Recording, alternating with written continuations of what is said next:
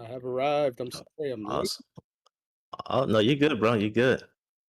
'Cause, bruh, if I didn't get that shower in, I might have passed out mid-episode. You're good, man. I'm not good.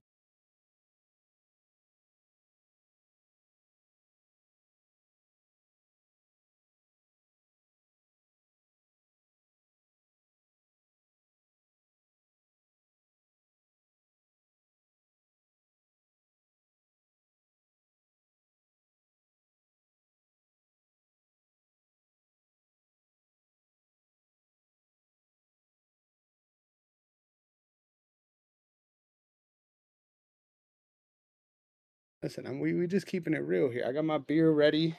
I got my water ready. Yeah. I'm not bad, you know? We can only be as good as the Yes, game's sir. gonna allow us to be. But Yes, sir. Yes, sir. All right. I'm but good when y'all are good. Just let me know.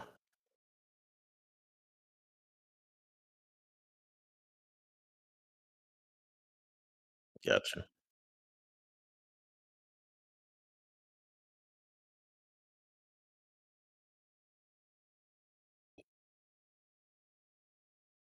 Okay.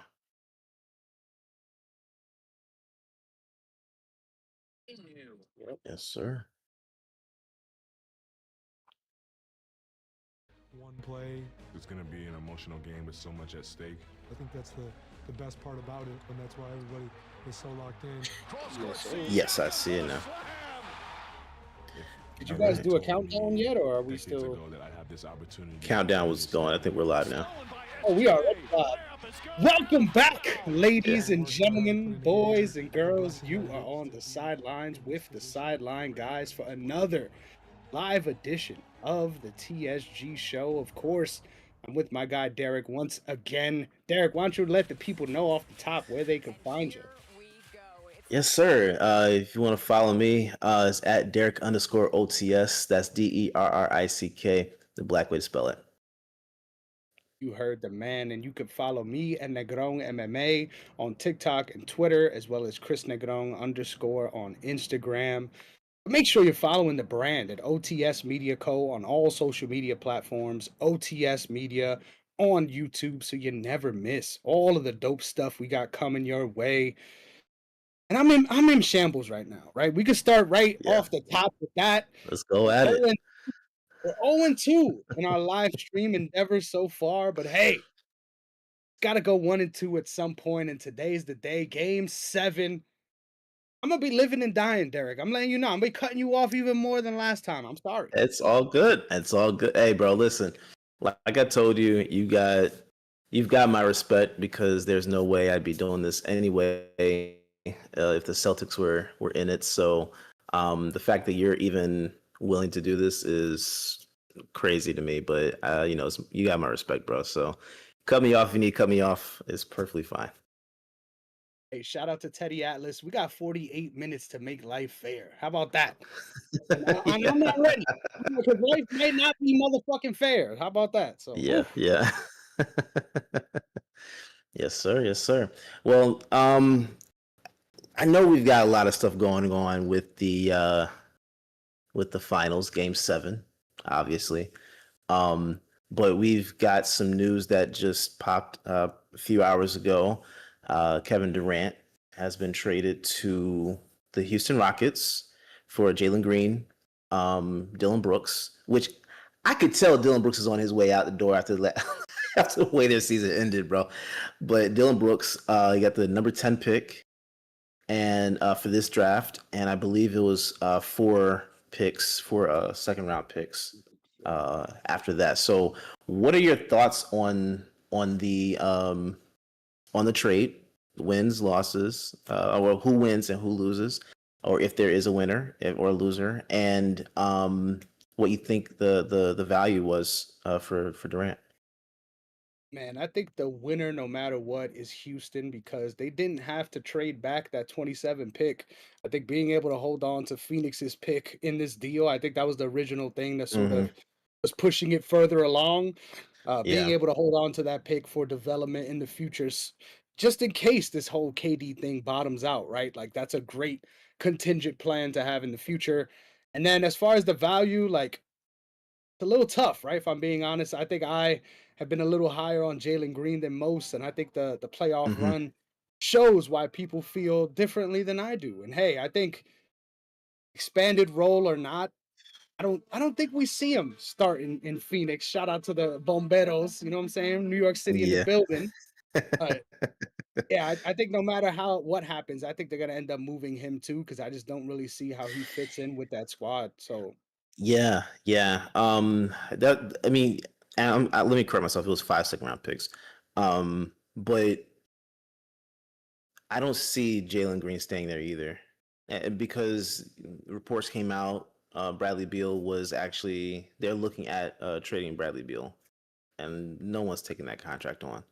So my assumption is if they want to be rid of him so much, um, they're going to buy him out, and I think that's where we'll see what happens with him after that. At that point, but it's possible he stays there. But I can't see how he fits either. I actually don't. I don't see how anybody fits.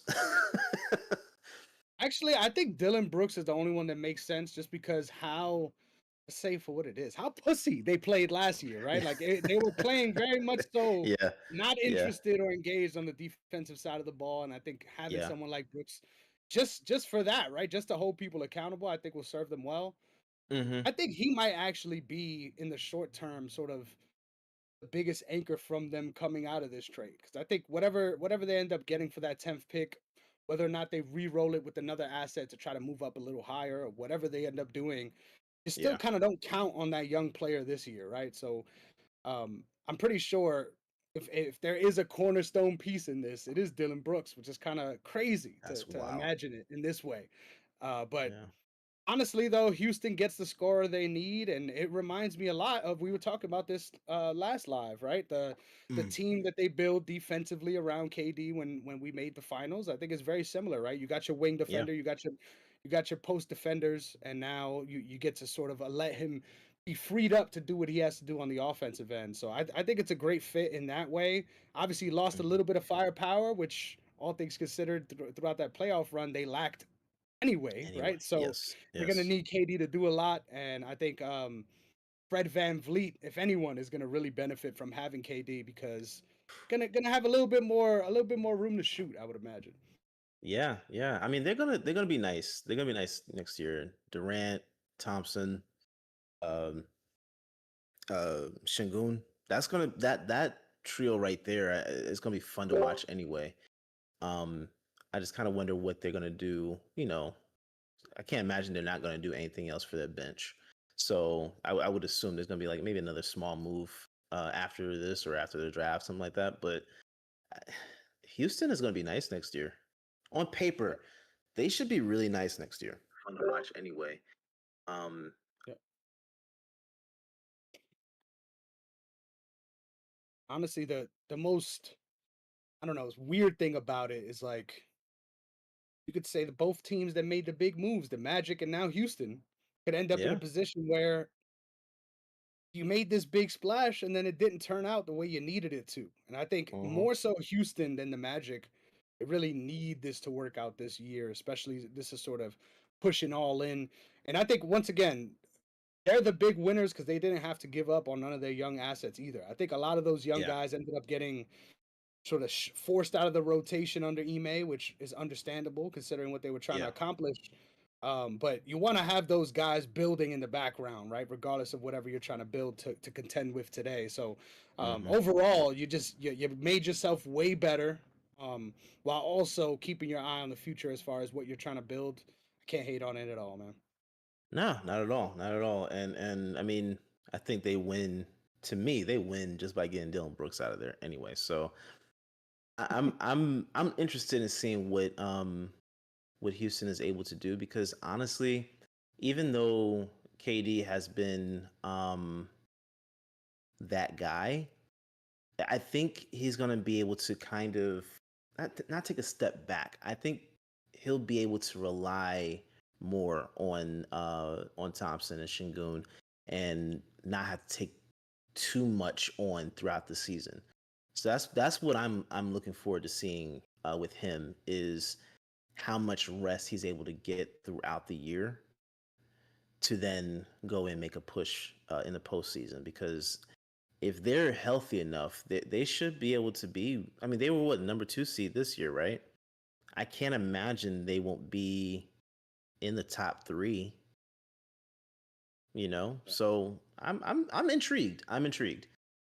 Yep. Especially at this stage, we just got to stay healthy, right? Especially the old guys. We got to figure it out because we got enough Yeah. young guys to make it work. But if KD goes down, right, in any capacity, Yeah. we're rough sailing, if you ask me.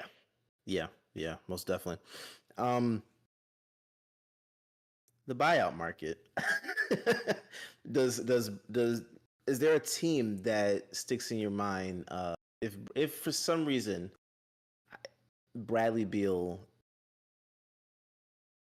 if for some reason the Phoenix Suns aren't able to come to some type of deal with him to buy him out or whatever, and he stays in Phoenix next year, I think it's gonna be a horrible sight anyway. So I would imagine that there's going to be some way that they are able to get that taken care of, because I don't see that Beal would be motivated to stay there in any way, shape, or form outside of money. What team do you think would be in the market for a free Bradley Beal? That's a really good question because you got to think if he ends up a free agent in that way, it's gonna be a little cheaper, right? Just a little Yes. bit. Yeah. We talked about this team earlier. I think the Magic could really benefit from going all in and getting another shooter like him. Um, there's a lot of teams actually that sort of fit this mold, right? That are just one guy away. But it feels like the ultimate Sacramento Kings move. Let's light the fucking beam. Let's get Oh, Bradley okay. Beal I like that. and make it 3 guards deep in that in that backcourt, right? Let's just make it three Oh, guards deep like always. hey man, look, that would be hilarious. That would be hilarious. I just, man, I'm at the point now where I don't see. I can't see it. I can't see anything with Beal for him. He's a really really good player, right? Now, I'm not saying he doesn't fit the team, but no one is trading for him. Like, there's no way anybody's gonna trade for him. I think someone will trade for Porzingis faster than they'll trade for Bradley Beal right now. I just don't see what makes any team motivated to trade for him. So the buyout market to me is the only way he is getting out of Phoenix. But with the track record of playoff history, who's really jumping on board for that? If the depending on the price, but who's jumping on board for that? Who's signing up for that? You literally can't, right? You got to Yeah, send back so much that it doesn't even make sense.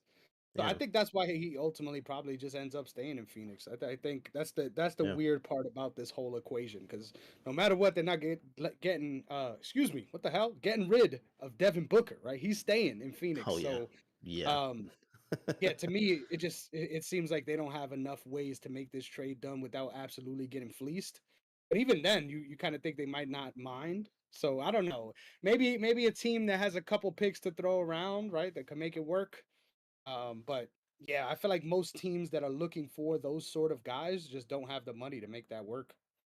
yeah, yeah. I'm intrigued. I'm intrigued. That now I will say some reports that came out after the trade. Uh, Miami was apparently one of um, the top contenders to get that trade done, and they didn't want to part ways with Haywood Highsmith. Mhm. Can you imagine? Can you imagine like saying no to Durant for Highsmith? I can't. Only ones in Miami that I would say are untouchable right now is Khalil Ware, um, hmm, Khalil Ware, I was about to say the list might end right there, bro. Adebayo, yeah, Adebayo maybe.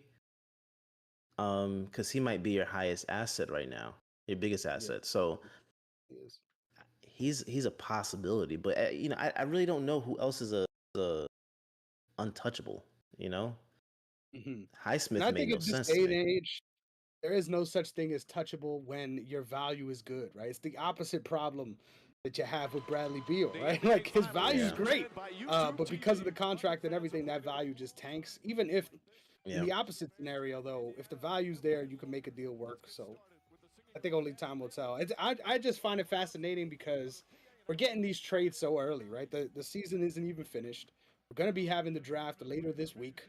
Um, there's going to be a lot that needs to fall into place before other moves can even get made, right? So it's Yeah. kind of cool Yeah. that we're seeing this much kind of already play out before we get a chance to learn so much. But that's what happens when you got a 7-game series, right? We get a little more Yeah. time for Yeah. these things to play out.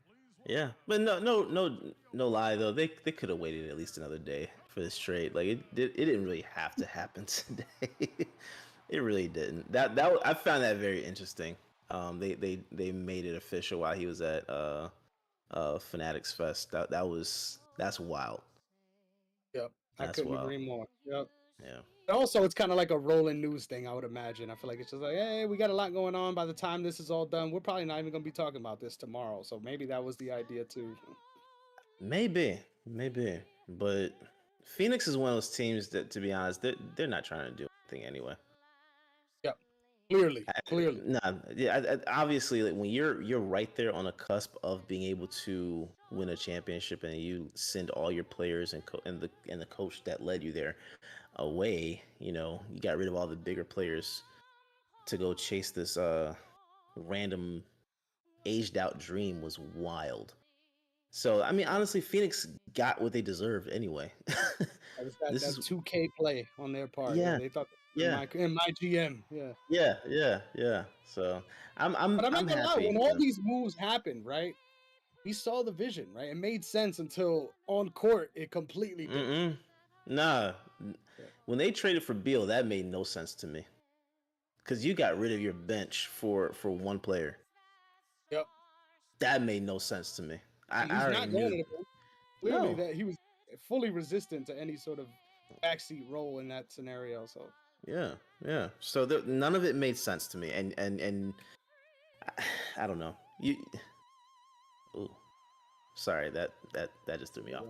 yeah. But yeah, the fact they got rid of Monty Williams. I'm actually happy for Phoenix that this is happening to them. I don't think anything good will come to Phoenix until they do right by Monty Williams anyway. So this is where we are. Get back is strong. Yeah. Good for them. Honestly, though, coming off of that anthem performance, I'm not feeling any better than I was before she started singing. I'm gonna just be real. That shit did not pump me up at all. Hey, but Hey shout out man. Derek, though. Shout out my guy. We came matching this shit. We ain't Hey planning man. this, right? I felt it in the spirit, bro. Yes, sir. It's only right. Came in that Oklahoma blue. Let's get it. Yeah. I love that the biggest meme coming out of this whole thing, though, was the Pascal Siakam eye roll of Bro. in the The huddle moment. I'm gonna tell you right now, the Thundertaker is a great name. And honestly, if they win this championship, that's gotta be his nickname, bro. I don't know if he had a nickname prior to. Thundertaker is just perfect. It's absolutely perfect. My favorite meme of all of this is it was that template where it's like the trade, like I receive and you receive. And it's like I receive the left hand side. You see Siakam with his eyes rolled back. It's like a game 7 that you receive in World War III. I was like, hey, you're not fucking wrong. How about that? You're not fucking wrong. Hey man. Dang man, it's just hitting me, man. This is real. It is, but me being a Celtics fan, like this is the end of our defending championship year. So Yes, sir. Oh, that you already know, ended. But I yeah, feel you. So that ended, but this is the end of saying the champs right now, current champs, Celtics are the Celtics. So We get a and if new you pass champion. that torch, the fucking Indiana Pacers at the end of tonight, bro, I don't know, I might lose it, bro. I'm gonna lose it. At least it's gonna be live, right? If I do It'll lose be it, like, fuck it. yeah. You know what I'm saying? It'll be live. You can send the appropriate authorities based on what happened.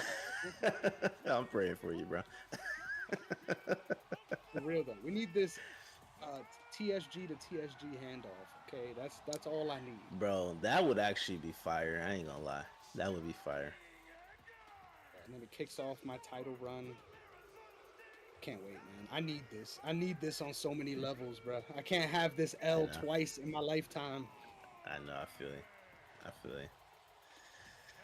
These intros is tough though. I'm not gonna lie. It's good to see the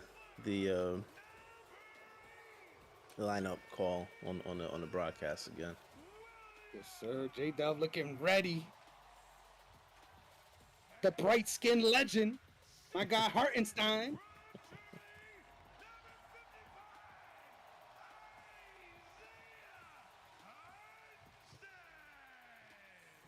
So while we're here, I think it's only right. We've just a lot of breaking news. Jon Jones is officially retired from the sport of mixed martial arts. No sooner than 6 hours later, it comes to light that he was a part of another hit and run accident involving another woman that is not his wife. Apparently, the story is this woman was unconscious after consuming alcohol and shrooms at Jon Jones' house. The last thing she remembered was Jon Jones driving the car. And then Jon Jones' side of the story is that this woman left his house intoxicated and called him after she had gotten into an accident. There are reports on site of people saying they saw Jon Jones. So Lord knows how this is going to all play out. But I think the timeline, the storyline has been out already, right? The timeline was that Tom Aspinall was going to retire Jon Jones without ever fighting him. It turns out, hey, Jon Jones retired Jon Jones for what have seemed like maybe the fucking 18th time in his career, just having one of those moments that for anybody else would have been career altering, career changing. But nah, this was just like the 16th one, you know? So it's another day. No big deal. No big deal. Yeah. Yeah. Bro, I actually thought that after that first accident, I really thought there was gonna be a time where Jones sobered up and got things together. I really thought there would be a time where he got to that point. But what, 17 years into your career and you're still doing this stuff? It is what it is. I really don't think that he'll learn his lesson until it's too late. You know, it's going to take something catastrophic for him to learn his lesson. And that's the sad part. But from a legacy standpoint, now that he's retired, what are your thoughts? That it kind of makes it hard to have any other argument, regardless of the drug test failures and all the other transgressions off the cage, so to speak. But I don't know, man. It's for me. I personally like to put Demetrius Johnson as well as GSP ahead of him, just for the purposes that they didn't have these main issues. But if we're just going resume for resume, I think it's pretty clear that Jon Jones is the GOAT. But I think the weird part about all this is that no matter what, no matter how you slice it, he did not do himself any favors with the way he ended both of his title runs. At 205 and a heavyweight, really made it seem like he wasn't interested in obviously the role of a champion and maintaining that queue. He was just more so interested in the legacy ideal of what it meant to have these victories, which to someone in his career, you can't really complain about either, right? But I think there's so many more asterisks to his career than just what comes off on paper. Because on paper, it's clearly the best resume of all time.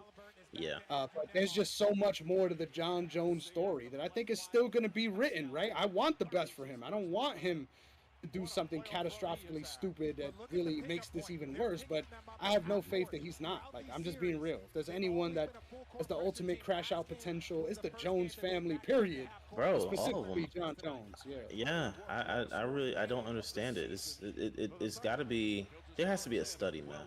There has to be a study. There has to be a study because they're the way they've been like ending their careers just by crashing out makes no sense to me. Well, it's probably the most underrated part of this Pacers journey. And we have not seen the worst of it. I think No, the no, sad no, part we about haven't. it is, to me, it seems like, I mean, I don't know if we've heard anything of Arthur, but I think it's kind of like people who are predisposed to behave in these ways in general. And you consider that they're also withstanding head trauma. It doesn't Yeah. help that case, right? So, Yeah. yeah, I think with him specifically, I mean, if you see the stuff that came out during COVID, right, when he got arrested, Oh yeah. he Yeah. was slamming his face on the cop car and all that stuff.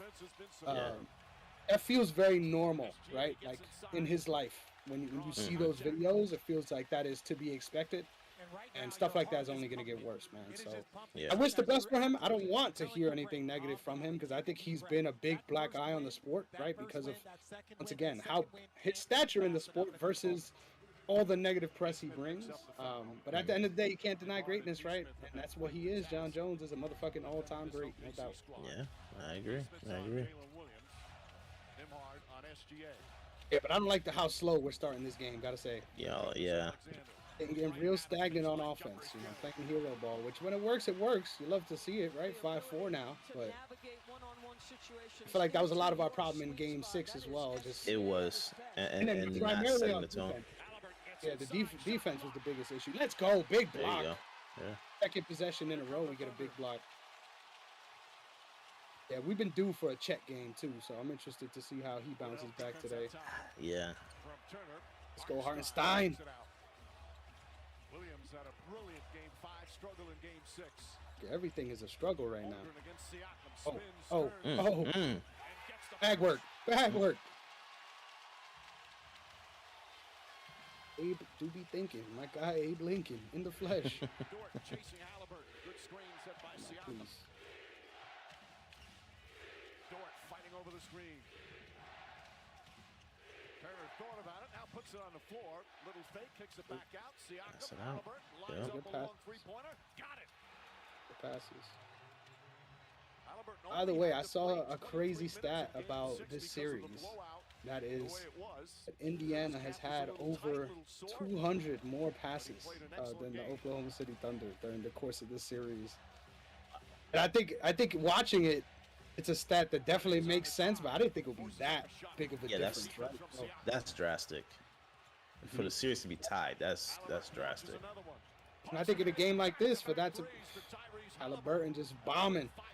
I think in a game like this, right, that matters big time, right? Because the narrative always for playoff basketball is, hey, you want to have those guys that could go and get a bucket. But clearly, when all of your guys could set yourself up to get the best bucket possible, that's a hard battle to win. When you get, I can't believe the lack of threes in the playoffs, period, but especially in the finals. Yeah. So let's, regardless of how this game turns out, in your off season, And no foul is there? left. Wow. Oh, Is there a target, a shooter that you're looking to see if you can, that you would like to see with OKC next year? Because that is a big thing for this season.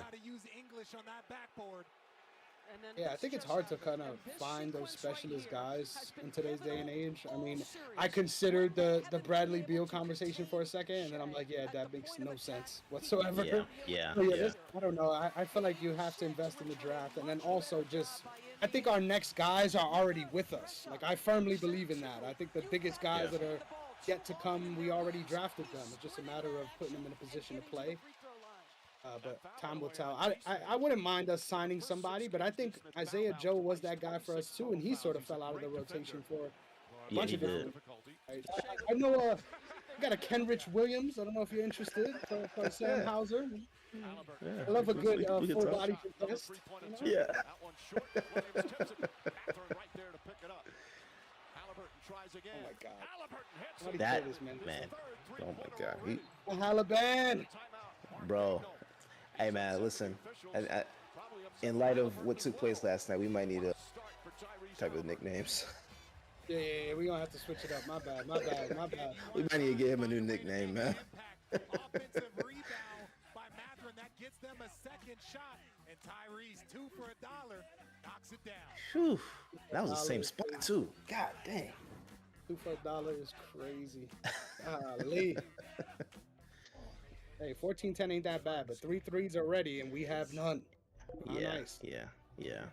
Wish it were easy to find the games you love? Come on. Sports Zaddy. Yeah, the Sunday scaries are in full effect, bro. I'm sorry. I'm shitting. I'm nervous. Listen, don't apologize, man. I think Sports and live TV in one app. again, this is huge, right? You wouldn't be a fan. Let's go, Games. So I'm happy for you that you're able to even see this take place. So I'm not gonna lie, it's difficult. But shout out to our guy, Logic in the chat, going crazy, just waiting and ready to shit on the Thunder and everything. I just gotta say, before the series started, this man picked Pacers in 7. I told him, hey, you're a piece of shit, right? Because why would you tell me that, you know?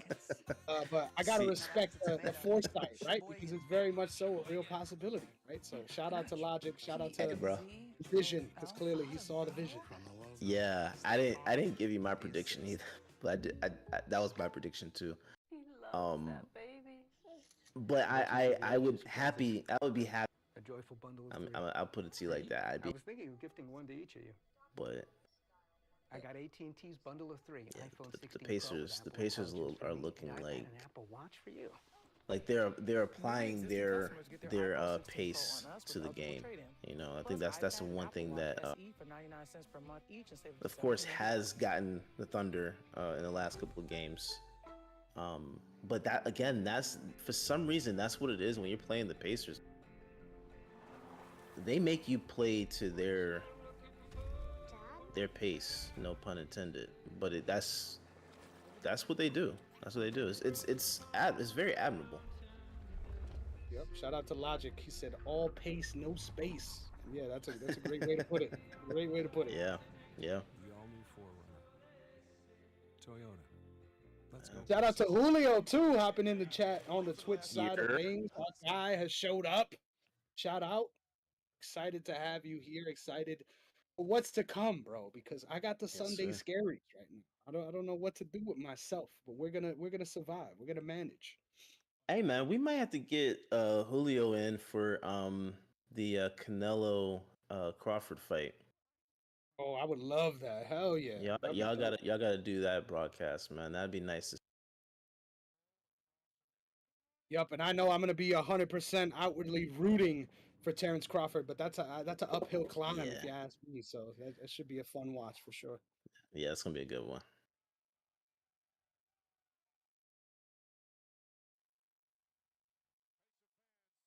We're back. We got Logic in the chat going crazy too.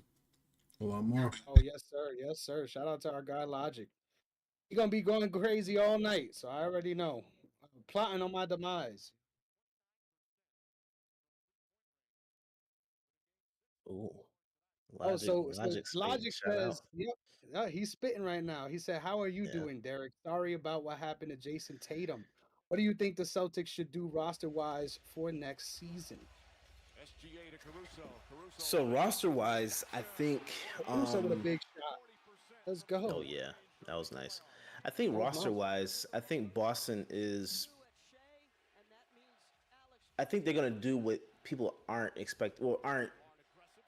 really focused on. For some reason, the main focus has been on Jaylen Brown and White, because those are the sexier pieces on the roster, right?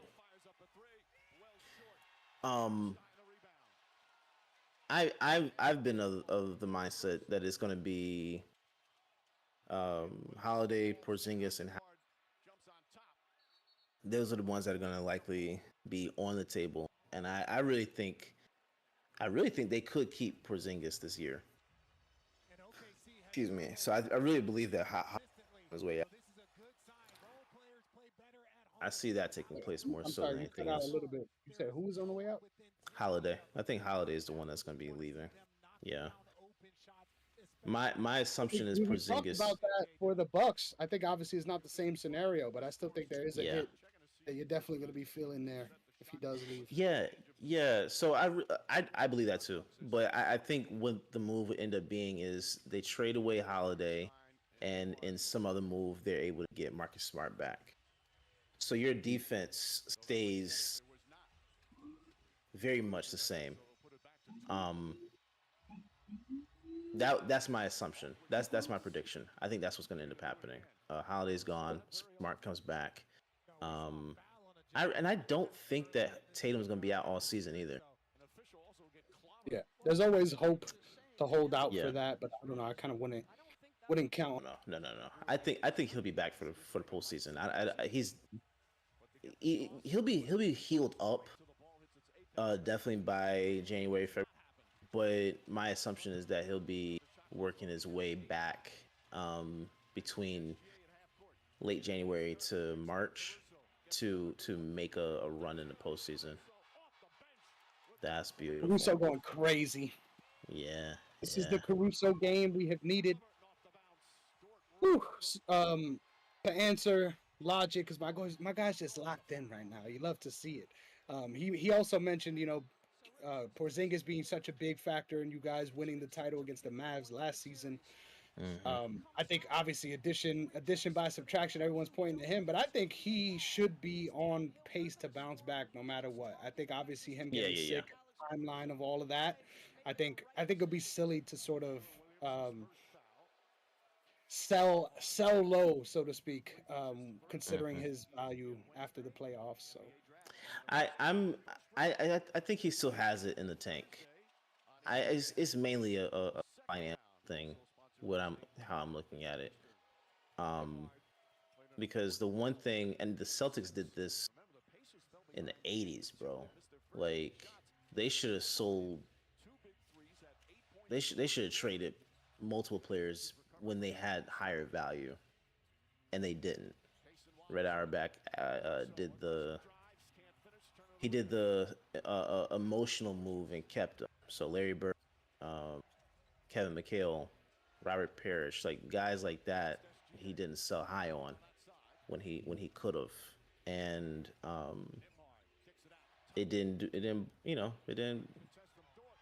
do Let's anything go. Good for defense. the Celtics. I love this lineup, right? Our biggest guy on the court right now is J-Dub, and we're just able to be everywhere. Oh, he's done. Not Tatum. My bad. Oh my God, Halliburton's Halliburton done. is down and in so Jesus, much physical man. pain. This sucks.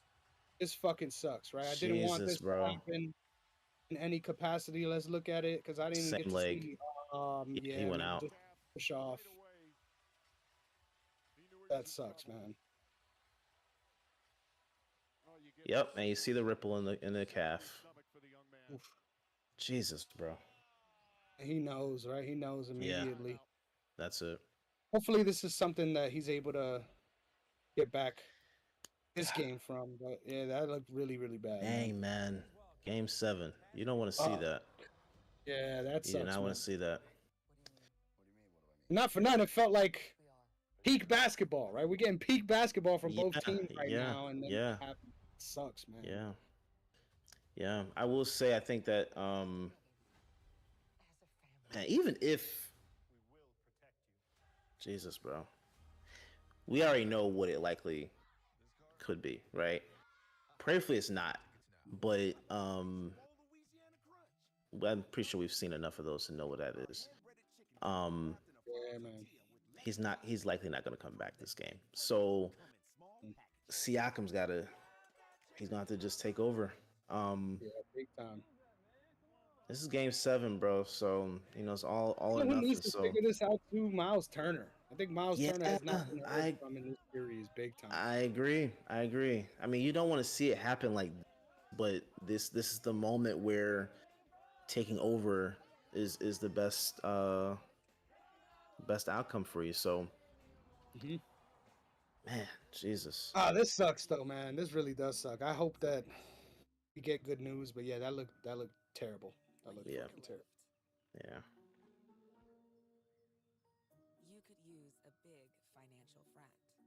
I don't Dang, want to bro. celebrate, but I want to smile. I'm not gonna lie, Derek. I don't want to celebrate, but I want to smile, Derek. I'm being real. Yeah, no, I get you. I get you. Let me ask you this though, because this has been a trend that we've been seeing a lot lately. Uh, with a lot of players getting these season-ending injuries, especially in the playoffs. I can't recall. I can't recall another time where it's taken place at this rate in the playoffs. Can you? No. Whether it's an Achilles, ACL, or whatever. Like I can't think of any other time where it's taken place at this rate. Is there a is there a solution you have in mind where we as fans can still have this great product, but the wear and tear isn't so much on the players? Because we're I seeing was a time firmly where against this for a very long but time, Derek. But I think the only answer is let's play basketball the way we have been the last however many weeks in the playoffs, right? Let's keep mhm, basketball like that across the board, and let's mhm, have 70 games for the regular season. I think that's the only thing that makes sense. Reset the idea of what it is to have a full season, because yeah. right now having a full season is 70 games anyway. Yeah, yeah. So let's change the perception on that, and then I don't know, give ourselves a better chance to have longevity and playoff basketball that's actually fun and meaningful. Like I think it only will help the legs of everybody involved. I guess record wise and things like that. That's why they want to keep it where it is. And I would argue money wise, there's no incentive for them to change this anyway. Right. But I guess time will tell. It is now officially the TJ McConnell Finals MVP run. Yeah, yeah, yeah. I if they do 70 games, that means the qualifier for awards would be roughly what 50 games played? 58 or something like that. 58? Jesus, Oh bro. yeah, that looks That's terrible, man. horrible to see. Oh man. He could have his Paul Pierce moment though. We never know. Russo, another one. Yeah, no, that's over, bro. You never know. You never know. I wouldn't be mad at 70 game season, but I think the threshold for awards should probably stay around the same. I mean, from a standpoint, I forgot what the percentage was where they have it set right now, but from a percentage standpoint, you definitely have to lower it. So that would definitely be 50 to 58, most likely. But I would Oh definitely yeah, still say, percentage wise, actually you're right. It might be like 62 or something like that. So it actually might be a bigger sort of percentage of the games versus what it is now because there's less games. yeah, You know? yeah. I would definitely say keep it around the same because there's no reason for players to be from my standpoint, you should not be able to miss half a season and still qualify. You know what I'm saying? You should not be able to qualify for awards. So I would agree. 70 games. If you're gonna lower it, 70 seems about right. But the weird part about it to me is that technology has improved. The science behind sports and medicine has been improved. Footwear is improved. The rules don't call for less contact. It's almost like everything has been set up to allow players to not experience these type of catastrophic injuries at a high rate, and it seems like the more cushion they get, the more it happens. Yep.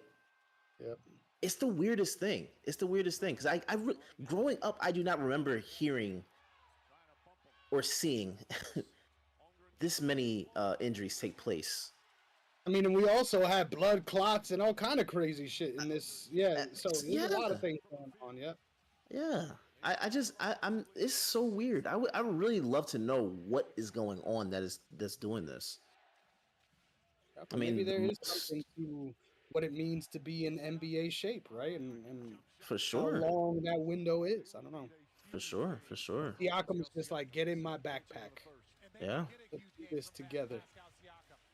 Hey man, he's the Thundertaker. Great name. They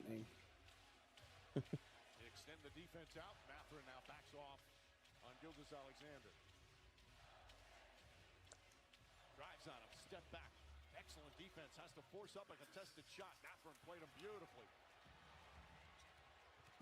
McConnell, Shepard. T.J. McConnell has been the ultimate spark off the bench. Rifles a pass, stolen by Caruso. Let's go. 3 turnovers for Indiana. I think defensively we're here today. It's just offensively we're still very stagnant, which I don't like to see. Yeah.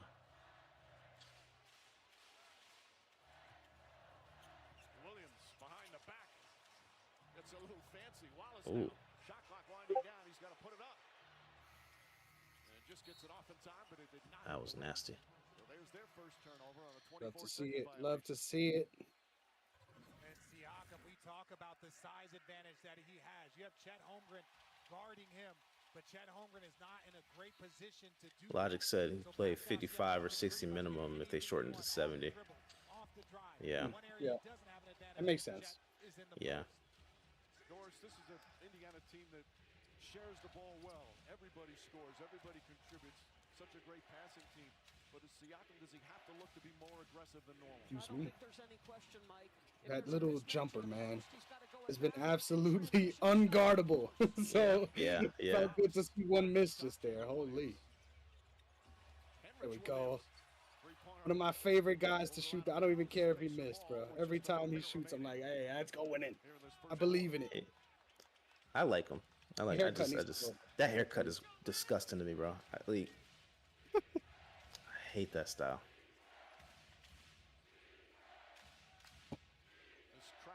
Shout out to my guy Charles Johnson in the UFC. He has that exact haircut, but nothing above it. So they call it, all he has is the tuft. You know? Oh my God, Mathurin. 27-point game earlier in the season or in the series. He is certainly capable of a big offensive night. Oh yeah, I'm looking at Wiggins too. You asked me who could be that guy this game. Wiggins got to show me something. That was tough. Yeah, no, I agree with that. Shot clock turned off. No fouls to give. I love watching Cason Wallace play defense. He's on that ass. Let's go. No pause. Give me that. 2 seconds remaining. Oh. Let's go. McConnell the foul. Holmgren. I know we don't agree with that, Derek, but I'll take it. That's I don't agree with it either. I didn't want to say it. That's a center, ladies and gentlemen. That's a center. Man is throwing up floaters like a shooting guard. Oh, never mind. I think he made. No, he didn't slide. Yeah, nah, they got that wrong. We'll take it. Ball don't lie. Cason Wallace is grabbing his wrist. TJ's looking at the ref, and you could see him grabbing his wrist. Like, are you going to let him do that? That's preventing him from handling the ball. And then when he tried to put it down, that's when Cason Wallace was able to get the steal. But that was literally in front of the referee because it was right in front of us. Wallace upset with something. The 21-year-old, he is a defensive demon. Holmgren, one more shot. Hits gets the second one. Oh man. McConnell looks to throw it down the floor. Siakam catches it. What a pass. Gets it off in time. What a pass. And hits the rim. That was close. What a pass. That was really nice. That was really nice. That shit zoomed too. That was like a bullet Yeah. pass. Hey man, if Anthony Richardson isn't really up for playing this year, TJ, get my boy TJ out there, man. Hey, I hope we make the adjustment. I hope TJ is not picking up anybody full court. I think we need too many minutes out of you to allow you to do that, Mr. McConnell. yeah, that's wild. I thought that was another interesting that they did too last game was they stopped blitzing us, right? Once they went up, they stopped.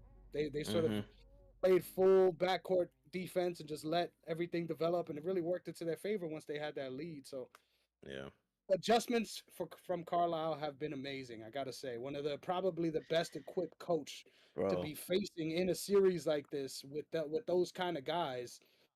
Once again, just should speak to the level of impressiveness should the Thunder be able to close this out. So talking about that though, like to me, I feel like, and I'm gonna, to me, you're gonna get this type of perspective from me for the narrative around coaching in general is weird to me. So like, I feel like people don't really pay attention to.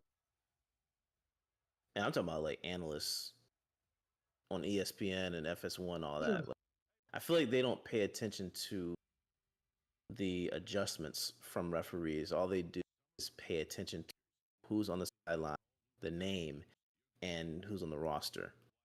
Right? So a part of being a great coach is being able to adjust game to game, especially in a 7-game series. And get your guys, into positions to win. And Rick Carlisle is one. He's definitely one of the best in the league right now. But I feel like we harp on guys like Steve Kerr just because he's won 4 rings like as a coach there. It's odd behavior to me. Because Steve Kerr can't coach. Talent versus system. What are we looking at? Yeah. To me, Steve Kerr can't coach. Like if you aren't able to do specific adjustments and stuff like that with a bad roster, I really don't want to see what you do with a roster. Hey, if you can't figure out a way to get Jason Tatum quality playing time in the Olympics, that's all I needed to see. Yeah, it's weird. It's very odd behavior. Yep.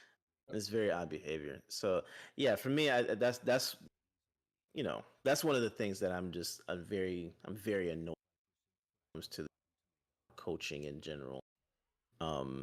Is people don't pay attention to those adjustments, defensive sets, or I really don't even think people truly know how to watch basketball. You know what I'm saying? Yep. What to really be looking out for? What you're paying attention to, yeah. I watched a broadcast with Jay Will during the pandemic, and it was actually eye-opening for me. When you're talking about basketball, he said, everybody watches player with the ball. He said what you need to be focused on is off ball. Like that tells you more what you need to know. And if you're paying attention to more of the, you can see those adjustments take place defensively or offensively. You can see those adjustments, see what matchups are you're able to take advantage of and everything like that. And yeah, I mean, and it made me kind of think about it, but that I would look at it, but I would pay attention to it. Then when I was starting to pay attention to it, I'm like, okay. That makes a lot of sense. So yeah. Well, first take a listen to the last Indiana Pacers huddle.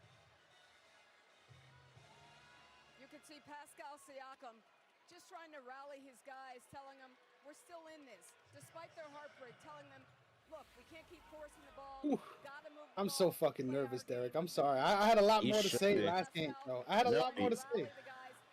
I'm like shitting, bro. I'm shitting so bad. This one is still 50-50, man. I The know. second step is Regardless This of one's who's still playing, 50-50. bro.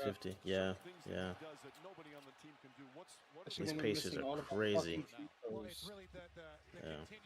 continuation of his pace, his passing, his shot creation. And in this game early, it was his shot making. But like he said, you've got to move on. It's one of the most difficult things an athlete can do, but you still have an opportunity to win an NBA championship. Defense. Yeah. Siakam fouled, and I believe they'll call it in the act of shooting. So 2 more I think free that was a throws foul, for but we'll Pascal take it. Siakam. Wallace picks up his first. This is off a switch.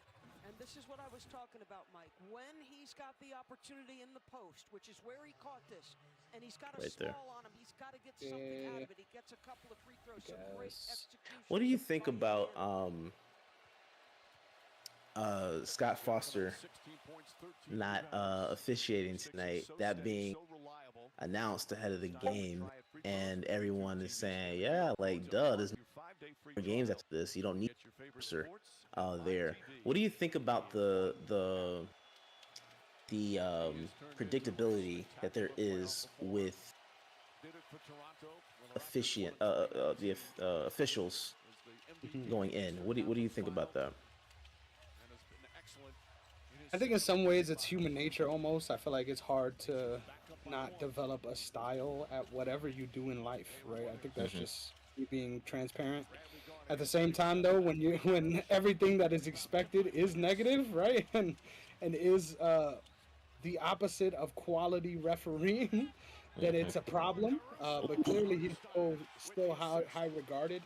That a Yeah. lot of that doesn't matter. But yeah, I think a shakeup is due at this point. When that is a worthy announcement, clearly that's a part of the narrative, and that's the last thing you want an official to be, no matter what. So, Yeah, yeah, yeah. I almost feel like we need to move. If we're gonna talk so much about technology, I hate to be this type of guy, but I almost feel like you need to incorporate more technology into officiating. So whether it's something about tracking, like whatever, adding more cameras so you're able to track different things like that. I almost feel like they need to do something to be able to take the human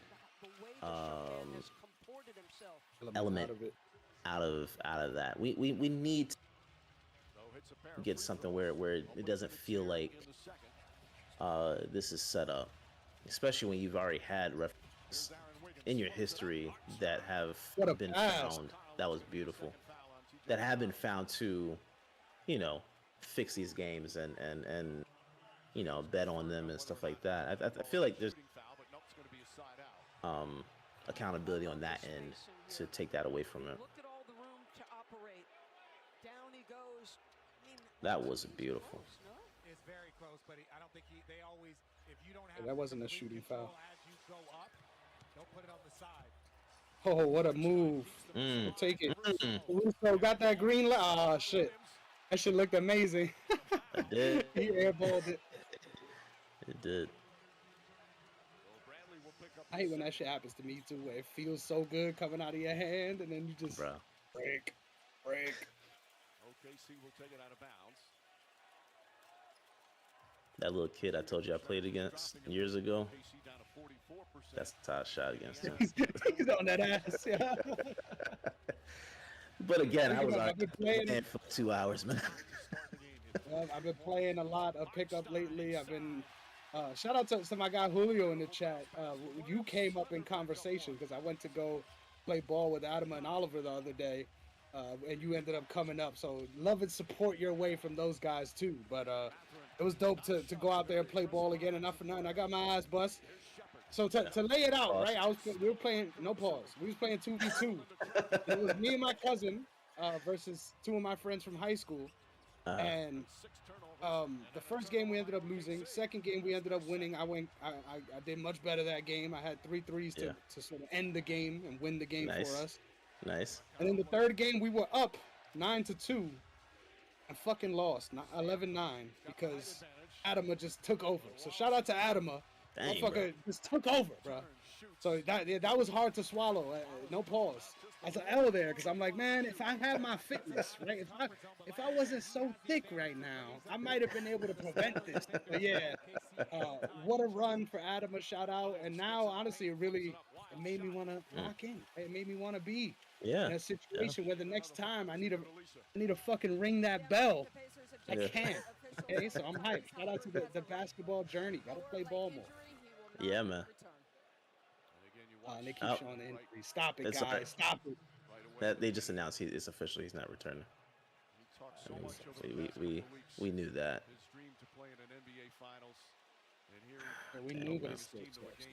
Yeah. I mean, they're still in it though. They are still in it, bro. These Pacers are hurt his Achilles. We were doing that game, and obviously fire, that man. situation They're was very, good. very different. But Yep. here in this moment, watching Tyrese, the air was taken out of the entire building. So shout out to Logic in the chat. I agree. I think Finals MVP is very much so up in the air right now, regardless of whatever happens. For sure. Of whatever. For sure. We need the answers to this game to find out who deserves it. But I would still lean towards Shea at the moment. But. Hey, man, I wouldn't even be mad if they gave it to Williams if the Thunder win it. Siakam if the Pacers win it. Yeah, if Pacers win tonight, it has to go to Siakam. Yeah. There's no way they get it done without him. Unless Toppin makes a case for himself, you know. That's true. Imagine. Nah, if there's anyone else, it's gonna be my guy, TJ. Oh, Yes. what a pass! It should be Turner. Yeah. Turner has been an absolute silent Bob this whole series. Wild. Indiana is patient with the basketball. You should be able to find the mismatch. Jalen switches because you're trying to prevent the dribble drive. But eventually, find the five-man because they don't have the size at the rim. Really good execution. Turner misses the free throw. But one of the reasons why I think they went small like this is because Pascal is outside of the game. When Pascal leaves the game, they don't have the same type of advantage in the post with Obi. Yes, Miles Turner is a stretch five. He likes to play out there, can roll. But this is an opportunity for OKC to play small. Toppin has been their third leading scorer in these finals. They have 8 players averaging double figures. Now missing their star point guard. Oh, what a move. Oh my God. Shout out to Nemhard's defense this series too. I think he's been absolutely phenomenal against. Free throws for Gilgeous Alexander. He's put himself on the map for a national conversation defensively. I think he's done a phenomenal job against SGA. Oh, it was a foul. No, it was a foul. Yeah. I was about to say that's not a foul, and then I didn't see his whole arm just grab his elbow. To absorb this MVP nightly and to continue to compete, it has been special to watch that young man, as it has been special to watch SGA. What a head-to-head matchup. Well, Richard, you know, And I know this is gonna go off rails. But we got a lot of rails to go off, brother. Don't worry. Yeah. So with calls like that, when a player, that was beautiful. When a player locks you in to their body, and that's still called a foul, do you think that's something that should be overturned, like from a rule perspective? Because I feel like, and the reason I'm asking is because we've gone down the road of flopping, right? I understand the whole I understand the whole perspective about, you know, creating contact, but when you lock in someone's hand into your body, do you still believe that's to be more so of a contact thing from the defensive player, or do you see that as that's transition to the offensive player creating contact, a foul contact, rather? Yeah, I think it's a hard line, even for the officials to draw, because I feel like no matter what, whenever that spin move is involved, it sort of catches whatever's in the area anyway, right? So you could almost not even be trying to do whatever. I thought, even looking at that though, I thought it wasn't a foul until I saw that he literally hooked the elbow. I don't know, it's tough. I feel like most of the time though, when as a defender being in those scenarios, you kind of have to foul, just because you're already kind of beat. So I don't know. I don't think. Once again, even if they do change the rules, it's not gonna fucking matter, right? They gotta enforce them, right? So Right. Well, that's where I say, like, I believe you have to allow the replay to come into effect, not from a game standpoint, but from the headquarters, right? So if you see, like with this play, you see SGA hook the arm in on the spin. I feel like, and it's, I'm trying to figure out how to say this without trying to sound like I'm nitpicky, but to me, it's the difference between creating contact with like a move, like if you're going into someone with your footwork, you create the contact or whatever.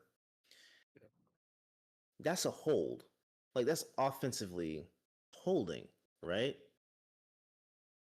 So to me, I feel like that's something that we like has to at least be a part of a conversation, because it's something that if we're talking about flopping and all of this stuff, you're trying to make the game feel feel like a better pace, and something like that could be deemed, if someone wanted to call a challenge on that, right? It's just that part of it is where I feel like they should kind of look at it during the game or during the timeout or whatever, and then adjust it statistically. So if you want to assess a foul on the offensive player at that point, because I feel like we have to, offensive player and defensive player are on the same level. It can't be offenses up here, defenses down here. From an officiating standpoint, like the defensive player has no right. When everything is already stacked against them, Like I'm a defensive guy, so that's why I'm asking, because like I get the whole point of when a player's out on the perimeter, they make a jump shot, and the defensive player slides under and doesn't allow the player to come back down with safe space. I understand that being an issue for the defensive player. But if the defensive player is standing straight and the offensive player kicks out, we've seen this with Brunson multiple times, where he kicks out and he creates a contact, but it's still defensive foul. You see what I'm saying? Like that's where I'm kind of like, I get a little annoyed with the criteria, because it doesn't make sense to me. Like if we're gonna break this thing down, where you're already down personnel too, these fouls matter even more. So. They do. So that's what I'm saying. Like for place where it gets a little bit better and makes a little more sense. Like for me, it makes sense. Yeah. And I agree. I think it'll be the more fair way to approach it. At the same time, once again, I just don't have a lot of faith in rule changes and what they mean for the reality of the game, because we can say the rules have changed in regards to physicality, but then the playoffs start and it's a different game we're watching. So at the end of the day, it's like, how can you prepare for this style of play if this is not how we play in a regular season? Oh my God. Wow. Beautiful. Let's go. What a shot by Cason Wallace. But to that point, that's like what we talked about last episode. Officiating should be even across regular season to postseason. Like don't run from it. Yeah, don't run from it. I think if we're going to talk about having this physical style of play, have that in the regular season too. You know, I mean, I'm pretty sure a lot of players take a little more caution during the regular season, but I think from an officiating standpoint, you're staying at the same pace where it's like you're allowing instead of shying away from it. I mean, obviously the physical standpoint, again, going back to the injuries in the game, obviously the less physical play doesn't have much impact on whether players get hurt or not, or it has very little. Because this doesn't make any sense. This doesn't make any sense at all. He's the longest tenured pacer, 10 years, been through so much here. And Logic is consistent in the chat because Logic has experience being an official in this game. And he says it is an offensive foul at the end of the day, same as a charge. You are restricting the movement of the defensive player. Thank you. Thank you. Yeah. It's just, we just need to be, that's all. That's all. Yep. Make it make sense. Speaking of consistent, right? If anybody's consistent right now, it's the chat. In the chat, it's my guy Logic. So shout out to Logic for showing up for us big time here in Game 7. Yes, Casing another one. I needed that. I would have fed families. I can't believe we're this late in the game and we still only have 3 3-pointers. Yeah, man. Yeah. You know, Siakam is locked in, man. Yep. You have to be. They might not have that ability without him on the floor. TJ McConnell looking to get inside. Holmgren discourages him, tries again. Layup. That's good. Oh, what a fucking move, TJ. That's what you like to see. I think TJ McConnell is an official Indiana legend after this series. Yes. Come on, Chad.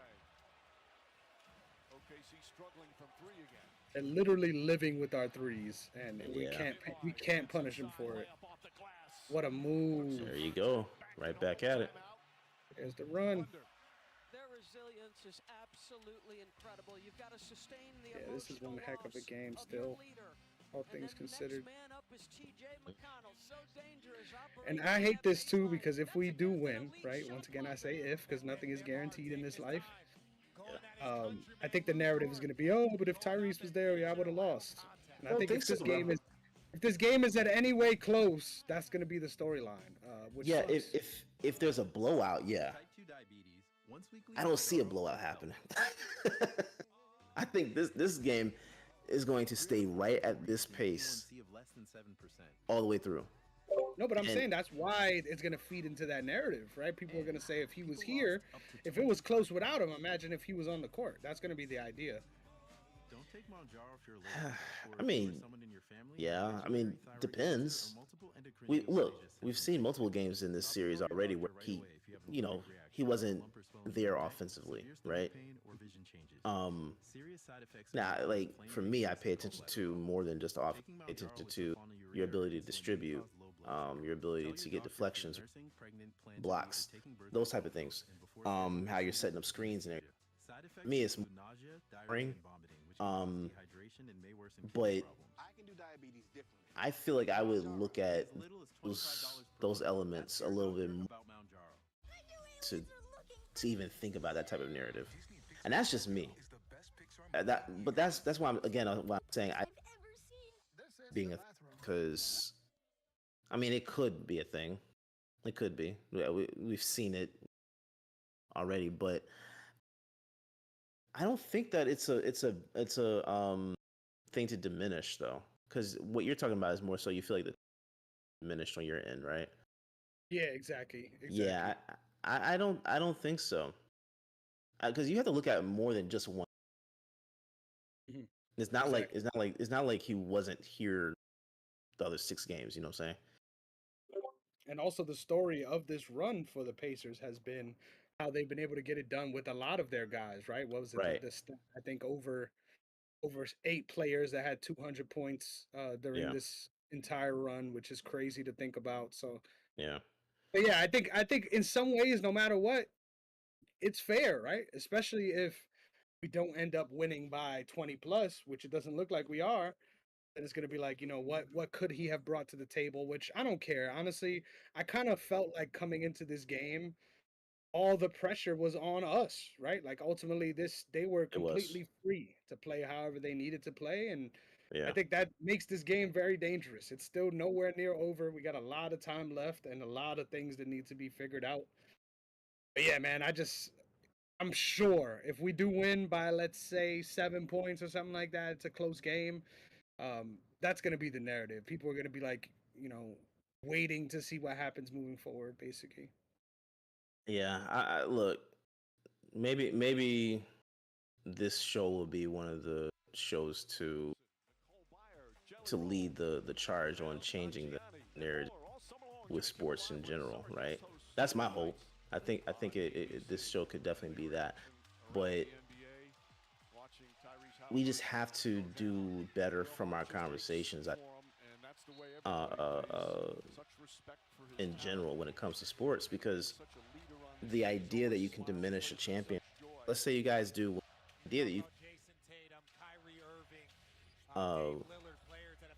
a star player wasn't there for what, 3.5 quarters or so.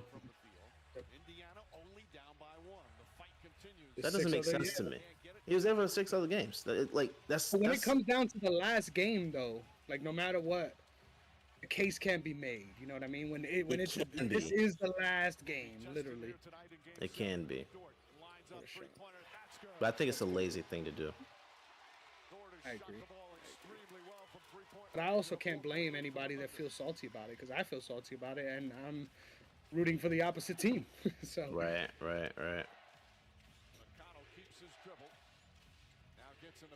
Nah, but you definitely had some Thunder fans that were doing the Drake move, bro. What is that? You remember when the Raptors are going against? You saw Durant on the sidelines, just like, Drake on the sidelines, just like, no, my God.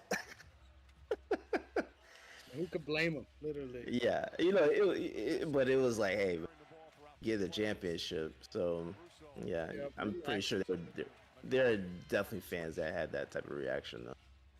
Oh, for sure. Yeah. What a shot. Beautiful. Fucking Beautiful. TJ. Finals TJ. Tell you, man. Look, man.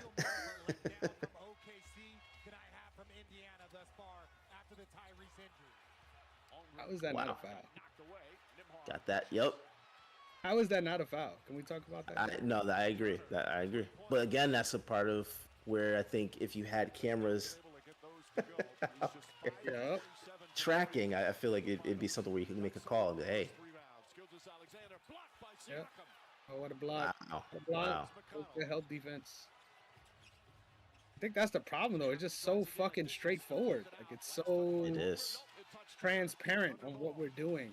And that was the opposite of what got us here, in my opinion. Like, for real. So, I'm nervous, bro. I don't know if it comes across with how little I'm saying here. But no, look, I get that. But this is what Indiana does. Like, from experience, this is what Indiana does to you. They get you into this space where you're just like, you can't figure them out, or it gets you out of what you're normally used to doing. That's why I admire this. To impose your will that way as a team, as a collective, they're doing this. This is not just like specific players. This happens whoever they put into that lineup, which then goes back to the aspect of coaching. You can't deny how great that is. Because that level of buy-in, right? There's a lot of. Yeah, definitely. Goaltend. Yep. Yeah, but you have to buy in on that. You definitely have to.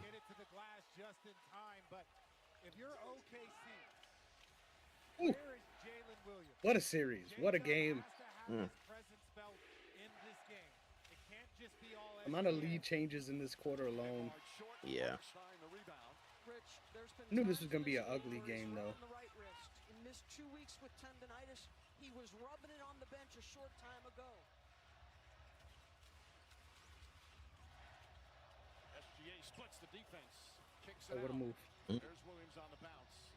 Dort throws up another three. That one way off. Let's go. There you go. That's what Neesmith does. Yep. This game has turned into a he is annoying. Yep. This is a grind fest. Yes.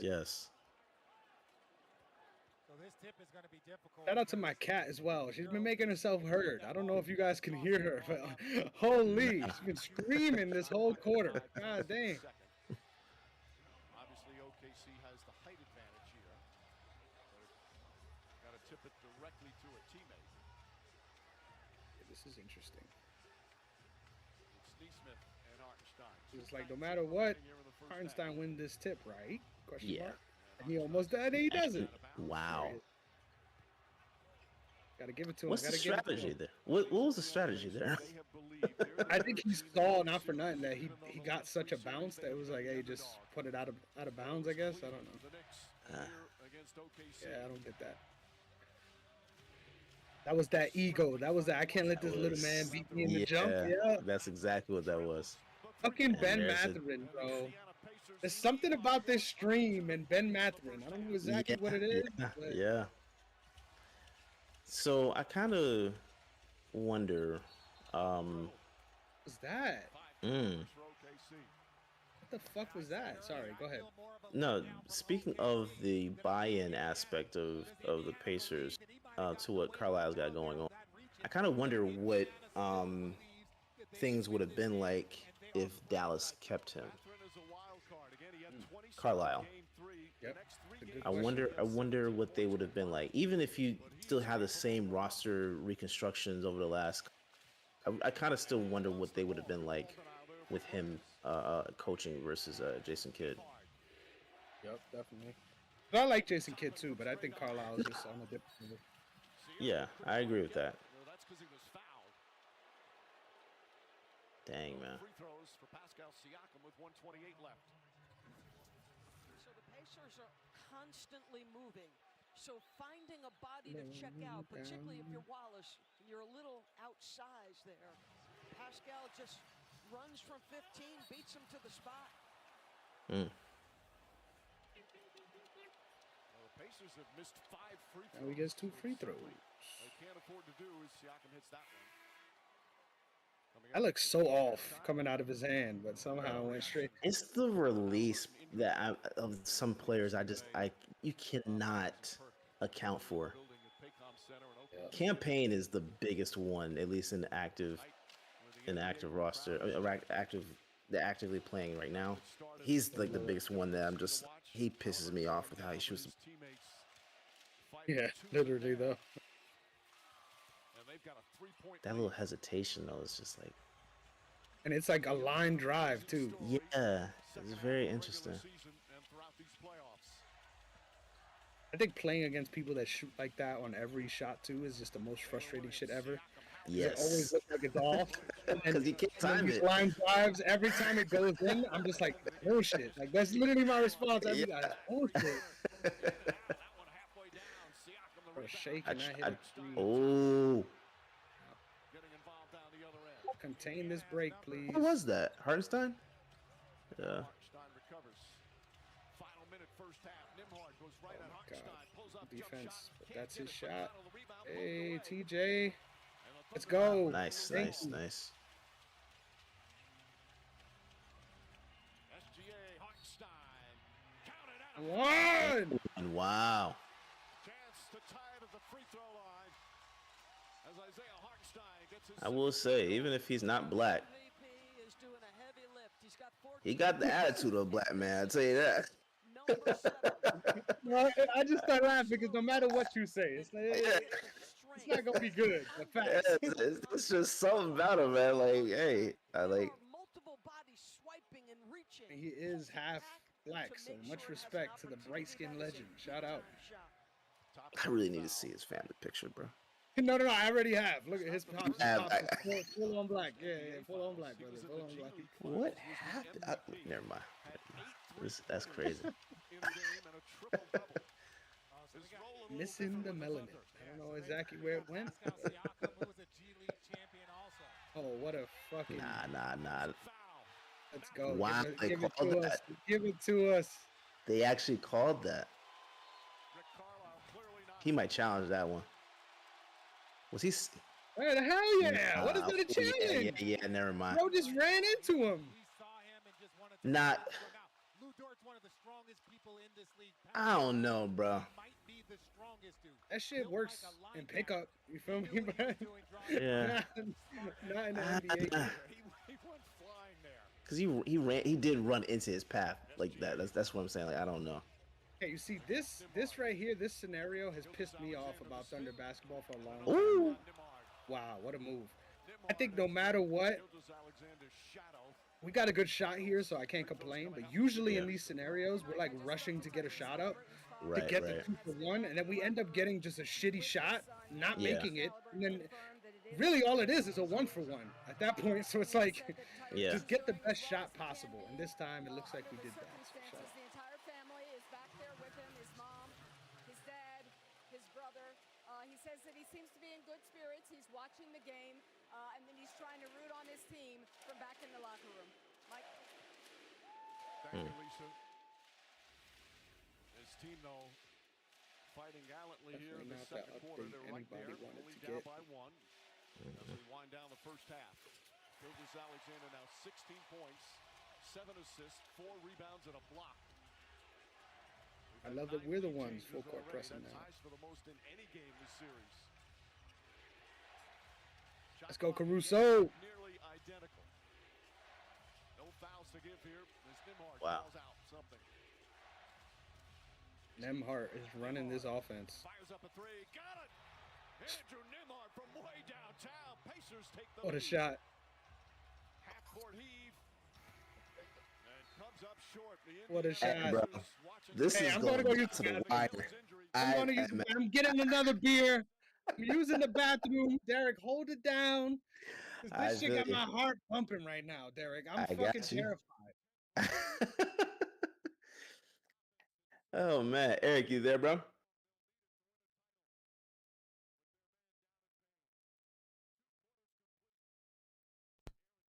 Yes, sir. I'm here. All right. What are your thoughts so far on this game? And the biggest thing is Tyrese going down. Yeah. Definitely not a good thing. I hope he is speedy recovery for him. But Yeah. I want to say I'm surprised, but I'm truly not by the game still being kind of close. Kind of shows that, you know, even though Tyrese is the big name, the team doesn't revolve around him. It's a team game at the end of the day, and I think, you know, with the help of Turner, Siakam, TJ, I think, you know, they can pull it off for sure, honestly. So I'm excited for the second half. I think it's going to be it's going to come down to the wire, 100%. It's not going to be anything that's a blowout. So yeah, definitely. Yeah. Wait, which team is your team? Hawks. Hawks. Okay. Yep, okay. yep. I didn't want to assume that, but Nah, yeah. Hawks for sure. But, you know, even basketball is one that I like with sports in general. I was out of it for a while, so I'm like slowly gaining interest again. So but Hawks, Falcons, Hawks, Atlanta, I guess. Hawks, Falcons, Braves. Yeah. Bring us our hockey team back. I might just go for the Thrashers again. Hey, I was just talking to somebody about that recently, man. That's the craziest thing is that I I went to a Thrashers game probably I think like a year before they got it was a wrap, right? shipped out. Yeah. It was like a year or two before, and that was weird. I had never been to a hockey game before. Yeah. We were up there dapping God, man. Yeah, and up there, and them leaders, man, them leaders. Oh man, bro, those are the worst ones. The amount of people that were drunk around us, and I'm nervous about falling down the stairs. I was like, hockey, yeah, bro. And that was in the old. Yes. Because it wasn't State Farm. What was the? It was the Phillips Arena. The Phillips Arena, man. Phillips Arena was steep. Yes. Man, yes. that was steep. Yeah. Yeah. So no, it's still steep, bro. But I'm gonna be honest. I haven't been up there in a while. I haven't been up there. I've gone. Okay. It's still steep, bro. Okay. I will say it felt like you were walking up a wall.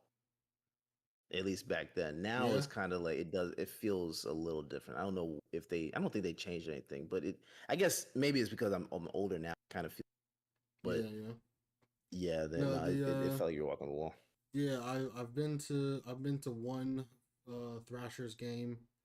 I don't remember what year it was, and I don't remember what year they disbanded or they got shipped out. But um, actually, if I remember, it was a good game. Like it was an interesting sport to watch. Yeah, I can't get into hockey. I don't can't either. understand Like it. right now, I cannot get into hockey myself. But I will say that sports events to watch live, I will always preach that, especially during the playoffs, there is no energy, no greater sport than soccer, than football. Oh, really? You go to a soccer football match during playoffs, the vibes are immaculate. I just went to the Messi game. I went to the Chelsea game on Monday, and then the Messi game that was here on Thursday. Yeah, Man, and I just found out like a little bit ago that because right now it's the FIFA Club World Cup. You know, the official one is next year, but the Club World Cup, Messi's in Miami, and they played a European team, and this was the first ever match where a MLS team beat a European team. Oh, wow. Yeah, so that was cool to see. Man, yeah, I've never been to a soccer game. I promise you, Derek, if Atlanta goes to if Atlanta gets into the playoffs, you gotta treat it. Doesn't even matter what game it is. Just treat yourself. To one. Man, honestly, we'll go together. Honestly, I would love to we'll go. go. We'll go. Yeah, I would love to go. I'm see, for me, I'm the type, like, I'll go to a game, but in order to be, I feel like I need to be invested. Okay. Like, not having a team, but two, not fully understanding the rules or how the game is played. Like, I feel like I don't know watching. Like, that's what I try to watch on TV or even sitting here just like, but I did I went to a break. That was my first MLB game ever. The Braves game? Yeah. And I will say the energy felt different. Like, watching the game live felt different than it does watching on TV. And it made me want to get into baseball. Yeah. So I'm still trying to get. Baseball's cool.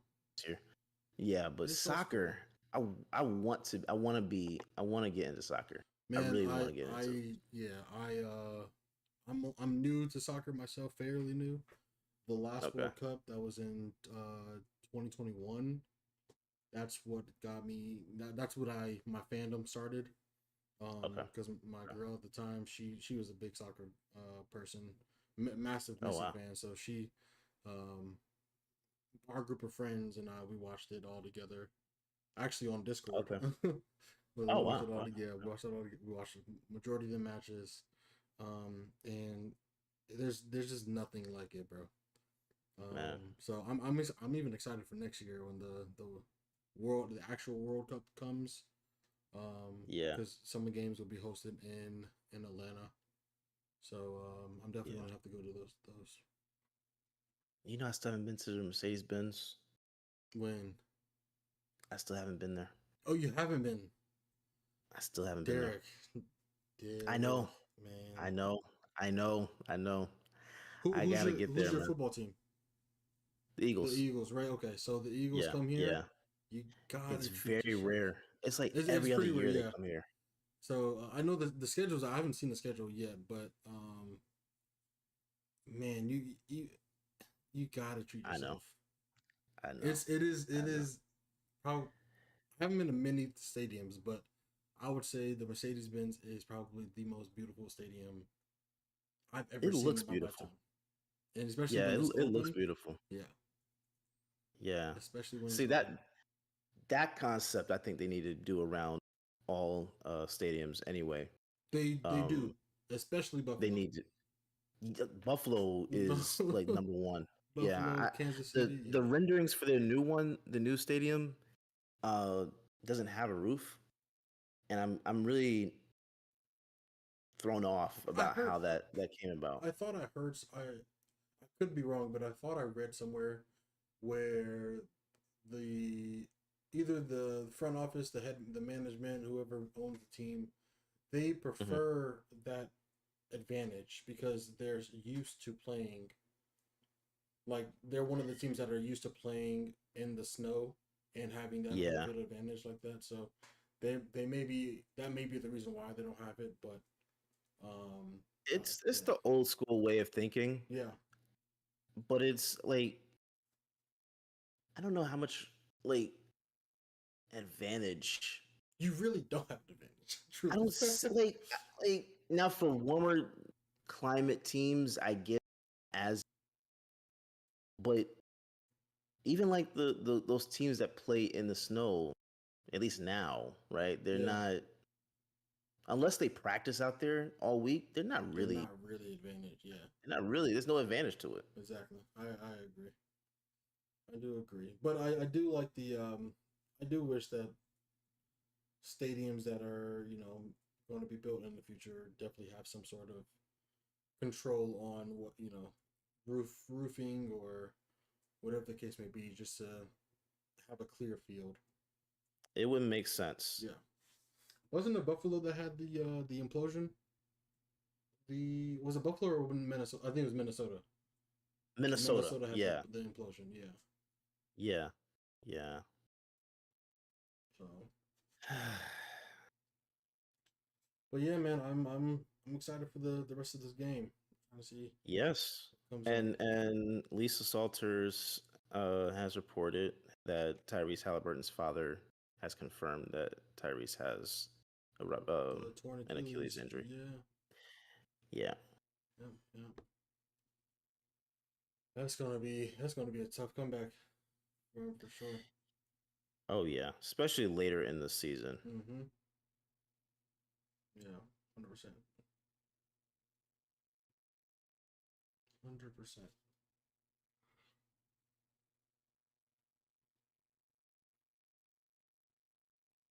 Tyrese has 197 assists. This is the most in preseason history, Pacers history, actually.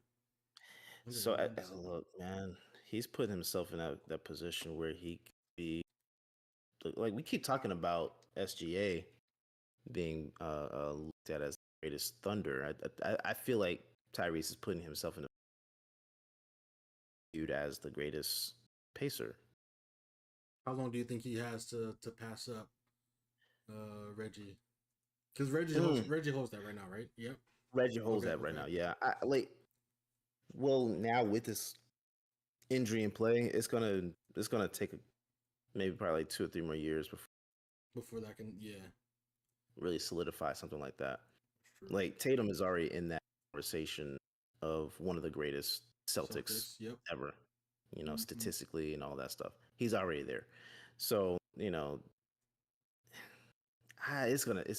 sucks, but that's what it's gonna be. Yeah, he's gonna have to. It's gonna take him like another 2 years to get there, but I think he can do it. Especially with I'm sorry, I'm trying to make this post for the about the update. But especially with the way the game is played right now, I think it's gonna end up being a conversation. Okay. It's gonna end up being a conversation. Yeah, I would say he definitely is up there. I think for me, even though it was short lived, a pretty decent career there, but even still, Paul PG 13, the birth of bro. PG, yeah. So I think he had it. Yeah. I think if he stayed and was staying on his trajectory, I feel like he could have. He would have easily passed Reggie by now. I think he would. Yeah, he would have done that. And that was a solid team. That was an amazing. That was team. A beautiful team, bro. Oh my god. Well crafted. Every position had, I think, the perfect build for that position. Yeah. Yeah. No, that was a really good team, but I mean, it is especially for the run they went on. Yeah. Exactly. Yeah, they were they were fun to watch. Speaking of injuries, I actually went to the Bulls Hawks. This is the series prior to Derek going down with the knee. Going down, yeah. The only time I've ever seen Derrick Rose in person, bro. Oh man. And that That was was electric. That's electric right there, bro. for sure. You couldn't tell me the Bulls weren't winning the championship. Yeah, no. You couldn't tell me it, man. That was an electric team. That was beautiful. I really hated that for him. Well crafted team for sure.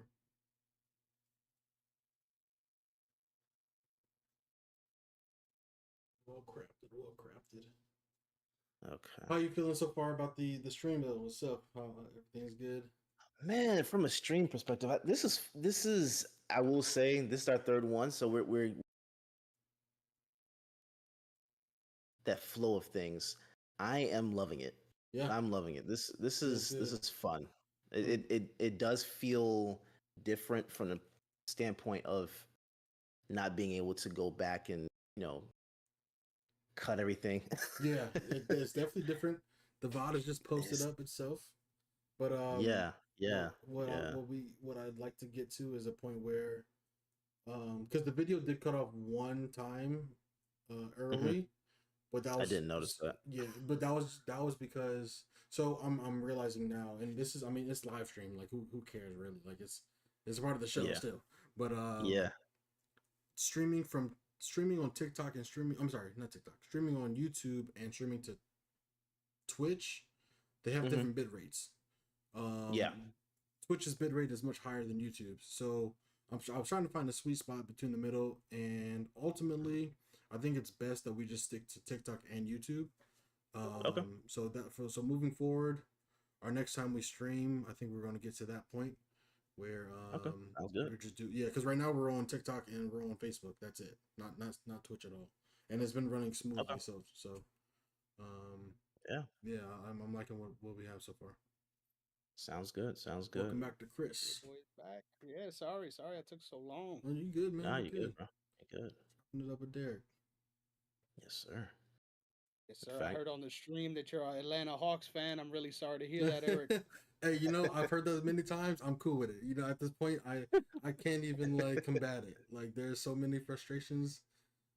There's so many frustrations with just being an Atlanta fan from football. Oh, that one game still haunts me to this day. Every Atlanta fan, I would imagine. It's like I won't even mention the number, the digits. Yeah, we'll leave that to our imagination. We got a whole holiday now. Change in halftime. Even being a Georgia fan, even being a Bulldog fan, like it's. But we had our run. We had our runs as a Brave and the short stint with Bulldogs, which is still lived, but I'm excited for the future. That's all I can say. Yes. See, that's what I wish the perspective of Knicks fans. Hey, look, we had our time. I'm looking forward to the future. What happened? You don't have to act as if God's, like just be neutral and live. Maybe you make it there sooner. Hey, Derek, real quick, check your Discord settings. I want to see that because your audio cuts out a little bit now. Okay. When you're talking, it's still my microphone. It's the mic. It is on your mic. Mm-hmm. Okay. Is the do you see something for like audio or gain control? Let me go into the settings. Full in. Let me see. Oh, we're back on too, so that's fine. Starts the second half for Hartenstein. Mathurin starts the second half for Halliburton. That was automatic gain control. Okay, it is automatic. Turn it off, but then slide it down just a little bit, like kind of in the middle. And it should be okay now.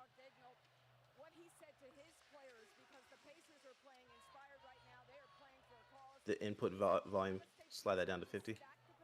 No. The automatic game control. There's a toggle right there. And nothing came up for me to be able to adjust really? it. Okay. Yeah. It might be fine. It might have just been that short instant, but we'll check it out. Let's go chat. Yeah, no, I noticed it trailing off a little bit in the first half as well, so I'm glad you addressed that. Yeah. Maybe pull my mic closer. Yeah, that might be fine. Yeah, because I think Discord auto sort of filters a lot of like background noise. So like sometimes it could I don't hear anything on your end. Exactly, it could be perceived as like background noise, even though it's not. Yeah. Okay. Yeah, we should be good though. Oh, what a pass!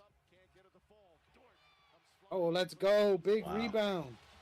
Williams now just 2 of 8. Dort, by the way, has 3 offensive boards. Chris, I'm not sure if you heard while you were away, but at least Rick Carlisle thought he did. Dort has to hoist one up. there's Dad. Lou Dort. Did it again. Confirmed. Let's go, Dort. Confirmed. It happened again, but yeah, at least the Salters it sucks, man. Yeah. And I think when you see the replay, I saw the replay too. It's just so reminiscent of Tatum's injury. You see the exact moment it pops and all that. Yeah. Yeah. You've seen That's it with just a Tatum. devastating You saw it from injury, no Grant. matter the sport. Yeah, it is. You saw it with Aaron Rodgers. Shout out 2 years ago. Oh yeah, that's true. I forget about him. Trying to draw some contact, and he does.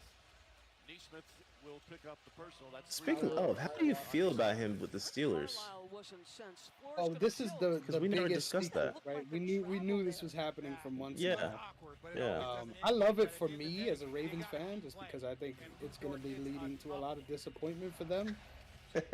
But honestly, if they could get quality Aaron Rodgers, I think that's a scary team to face. So I don't know. It's kind of like a catch-22, but I think at this point, quality Aaron Rodgers does not exist. Yeah. And we'll tell. You never know. That was tough. Let's go, Caruso. Caruso is single-handedly making a huge mark on this game. Shout out to Caruso. Yeah. Thunder already with 4 offensive rebounds to start this third quarter with Hartenstein on That's the Michael bench. Jackson's son. Michael Jordan's son. I'm tripping. I'm gonna put some respect on him. SGA drives, lost it momentarily. Dort, I thought it was Caillou's son for a while, but hey, greatness Not Caillou. has many forms.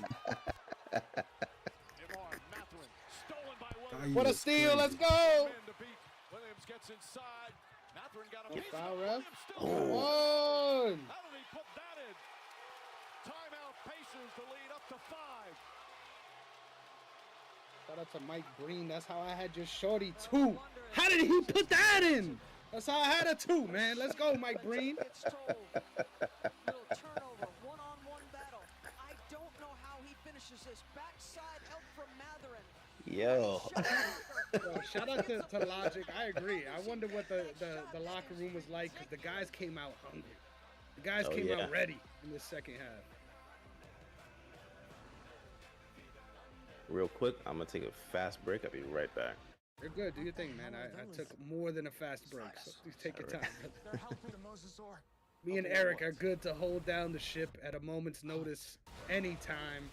Once again, shout out to Logic for absolutely just carrying the squad right now. He is the Pascal Siakam of this YouTube chat. So shout out to you for being super active. Eric, while I got you here, I gotta ask, right? This is something that I was asking you before, but I'm pumped to learn a little bit more about. So besides basketball, right?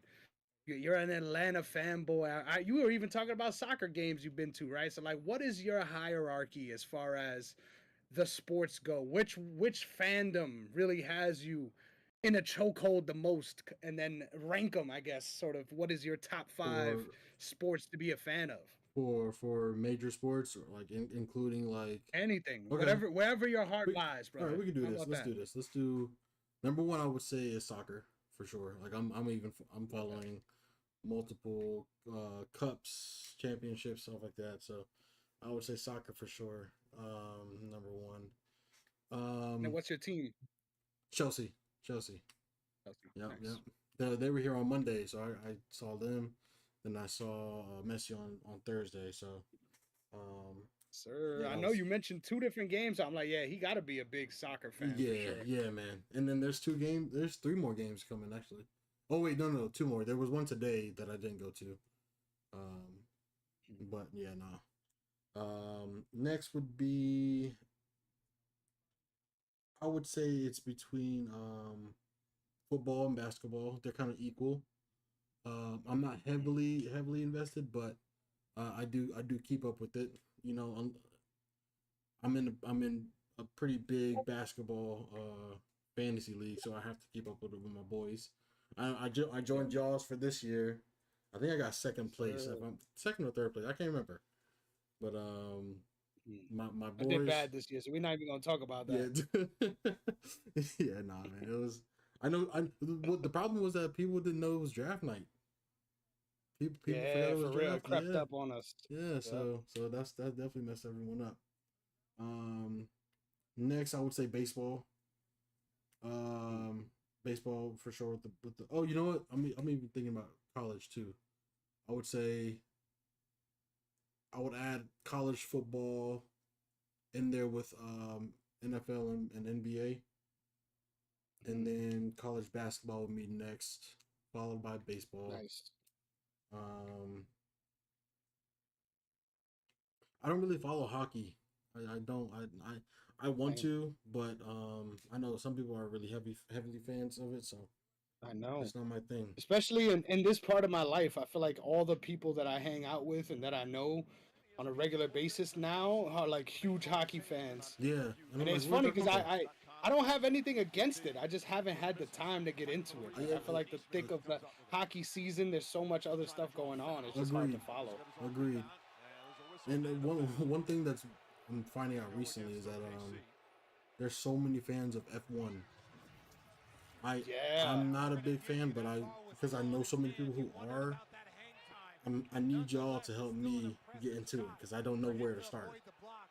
So That's a good shout. yeah. I grew up a big fan of drag racing in general, but not a fan of Formula One. I haven't watched an event or anything. Yeah. But I agree. I think there's a big hype around it. Like I feel like all the people that I've seen invest their time in learning about the sport just get hooked. Yeah. So that's another one that I might have to look into. But there's only so many attention dollars we got, right, Eric? Exactly, bro. Exactly.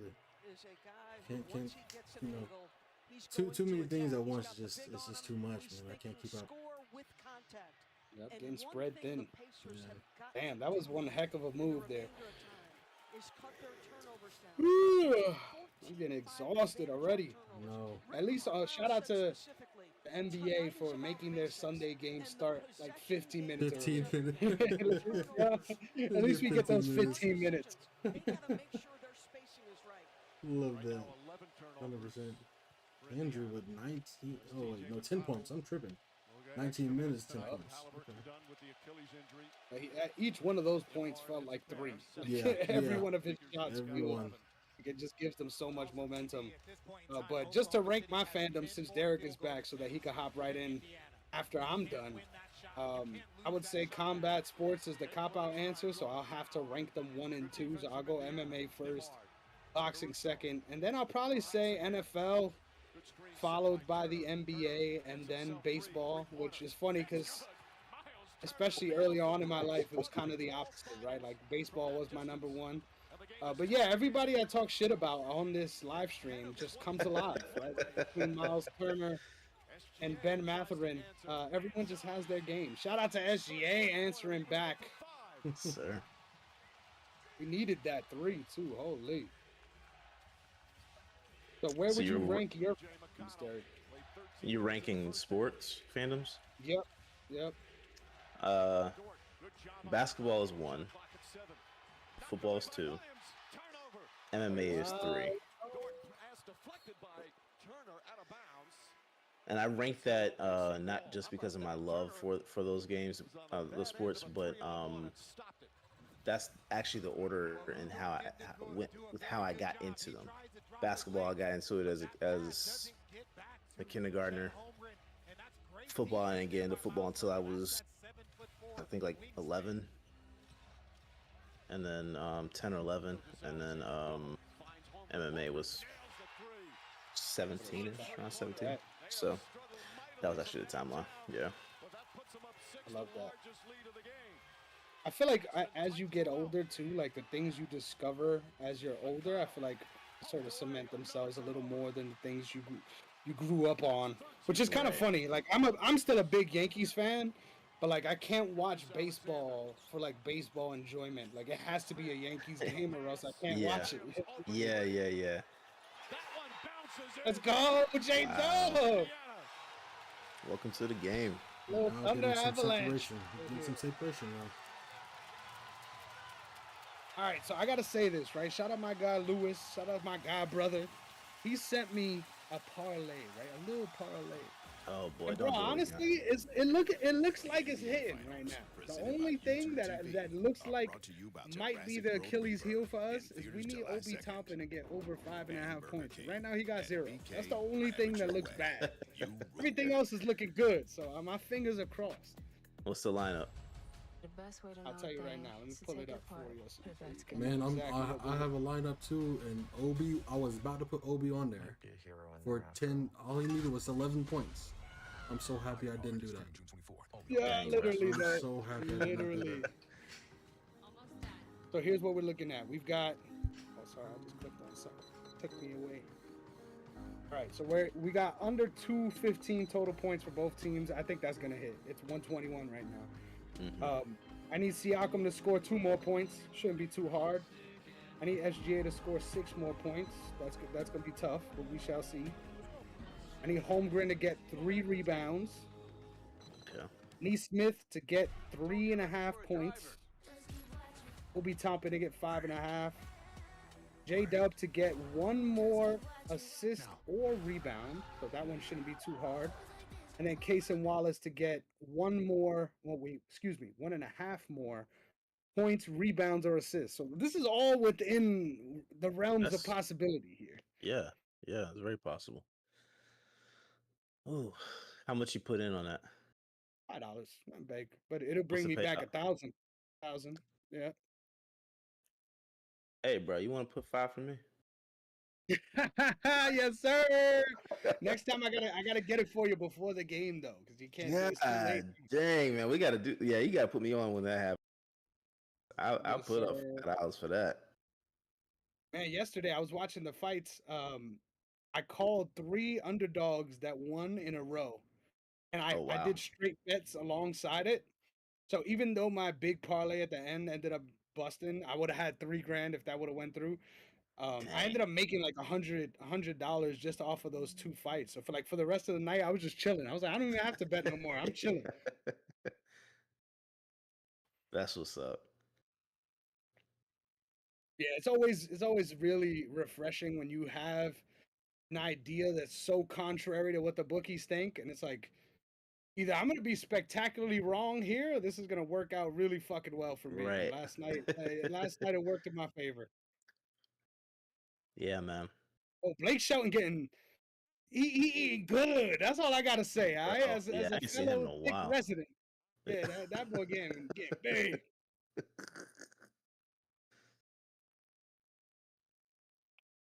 I'm so terrified. I'm not gonna lie. We're up fucking 9 points now, and I'm still terrified. You should be. This is not a team to sleep on. Right in the app, Richard. After going 4 for 18 in the first half, OKC is 4 for 8 here. Taking his time, Shea, his teammates are shooting 6 for 12. They're shooting 50% off of his passes. That means he gets to go to work, and if you help out, he makes you pay.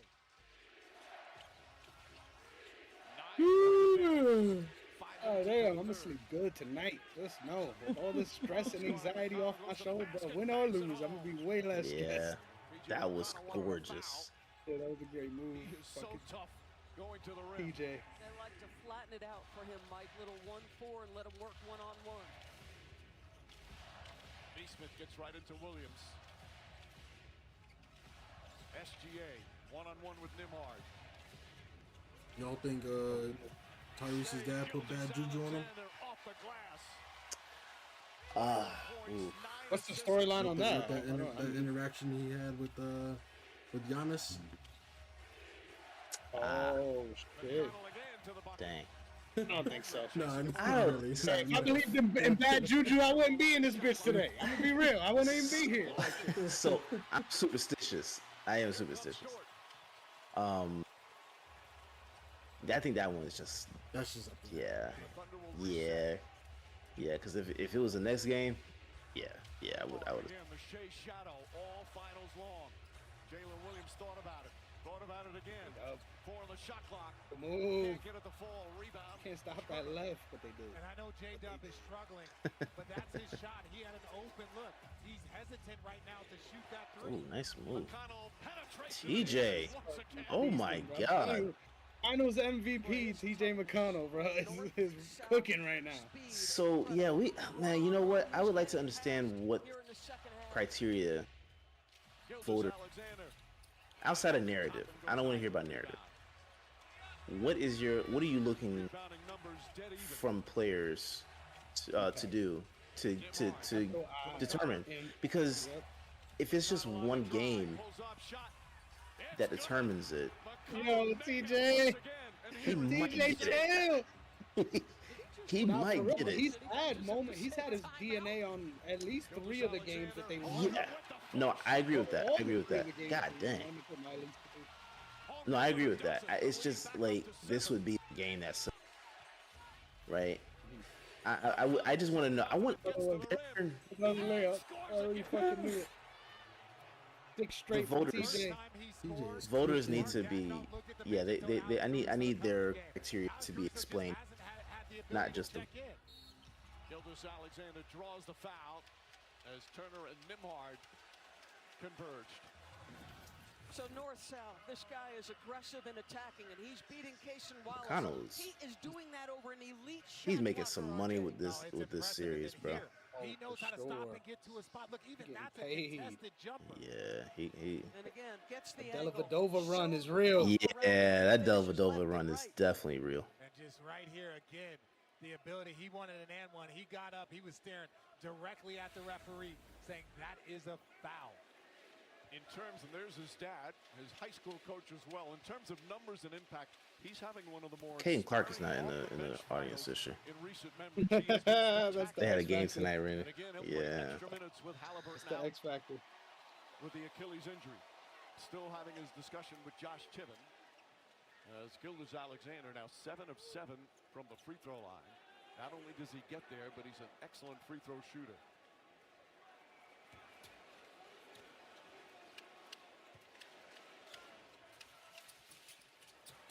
And right on cue, misses that one. Ball knocked out of bounds. And it's going to go the other way. You believe in the jinx, Mike? Not in the slightest. I'm trying to remember this fucking clip from KG's podcast. I don't remember who he was talking about, but it was like a foreign player, and he was like their version of talking shit was supposed to be like, "I'm hitting him with lateral movement." That shit had me dying, bro. That's all I keep thinking about whenever I see TJ McConnell scoring right now. I'm hitting him with lateral movement. TJ McConnell pulls up, puts it in. Oh Fucking my TJ! God. And yeah, man. Stop this man! TJ's going too crazy. Yeah, He bested what he did in game 5. He had 13 in the third. He's tearing it up. yeah, man. Wallace in the corner. Dort tries again. In and out again. McConnell also has 5 Gotta stop rebounds, settling for these fucking 3 threes, assists, a man. steal, and the They 14 haven't been That's the dropping era all we're in, series. bro. That's the era. Unfortunately, they just settle for threes a lot. Inside Bradley. Had trouble with the catch and top Go, it let's My go, thing is, let's if the inside game is working, you should not go. third quarter to none for OKC. We got a question from Julio in the chat. When we talk about almost Julio. the highlight of this So I final, told him, right now. just not enough there. Then TJ, he's been putting on an absolute. So just a mini debate with my father-in-law. I told him Nembhard would be a superstar if he played in Jordan's era. What do y'all think? Whew, I think that's a hot take, right? Just gotta say that. Yeah. That is a hot take on Julio's part. Oh, But I agree. There, he would have been a full-blown starter with his skill set, right? Like, Yes, yes. but in today's NBA, I feel like the bag work doesn't really separate him in that way. But yeah, I don't know. I think there's an argument. There's an argument for sure. I think so. I would definitely like to see what team he would have played on. But no, Nembhard is definitely a player that could have played. Let's in go! Oh, Mason Wallace carrying. Neesmith's hurt, bro. Fake it. I mean, that's fucked up. Let me stop. Let's go. Please get free throws. Please get free throws. See? Yeah, it's his We need hip. these points stopping. You remember that game, the other game I told you about? Neesmith is going to end up getting hurt when he falls down. Yep. He was holding on to his right hip, bro. And this finish is absolutely I'm telling you, spectacular that's because exactly what Neesmith, happened. You can hear the footsteps, just great concentration. At this point, I think Derek might have a career in PT because my guy is always noticing hobbles and all of that. He's noticing the chain of command where things are going wrong, right? Before we even see the injury play out. Look at that turnover number in the third quarter. Yet Thomas despite Bryant. the huge disparity, the Pacers still just down by 9. Bryant comes in Yeah, I ain't gonna lie. I don't even know who that is. How about the respect there? Who was that coming off the court? McConnell would get in the I opportunity. got no clue either. Ryan, good three-point Shout out to shooter. him though. Can't get that. Yeah. Go down. Mapper in the offensive rebound. Knocked out of bounds. And it's still Okay, Pacers ball. okay, we'll take It it. looked like Thomas 13 Bryant. seconds. No, I'm not talking about who's coming in. Thomas the game. Bryant Who's just coming came out. off. Yeah. Yeah, he just came off the bench. I'm saying who was just going back to.